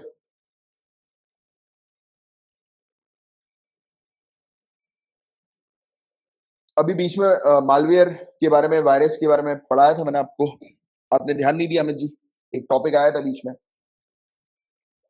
जैसे वायरस होता है ना वैसे ही वही मालवेयर हम लोग को देखने को मिलता है। कंप्यूटर के अंदर जो होता है ना, वायरस हो गए और ये हो गए, क्या बोलते हैं, जो कंप्यूटर की फायरवॉल सिक्योरिटी के ऊपर जो खतरा रहता है, तो वो मालवेयर के अंदर आता है।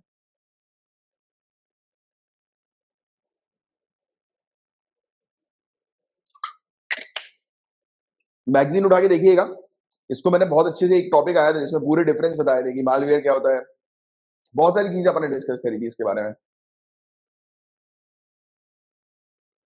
हाँ, इसराइल कंपनी के टॉपिक में कवर किया था, एग्जैक्टली बिल्कुल सही आपने किया, तो रिवाइज कर लो।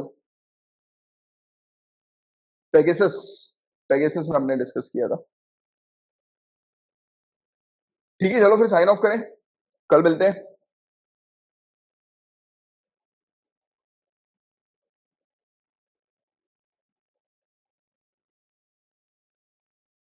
ठीक है, चलो कल मिलेंगे, तब तक के लिए bye bye, take care, have a great day ahead, जय हिंद।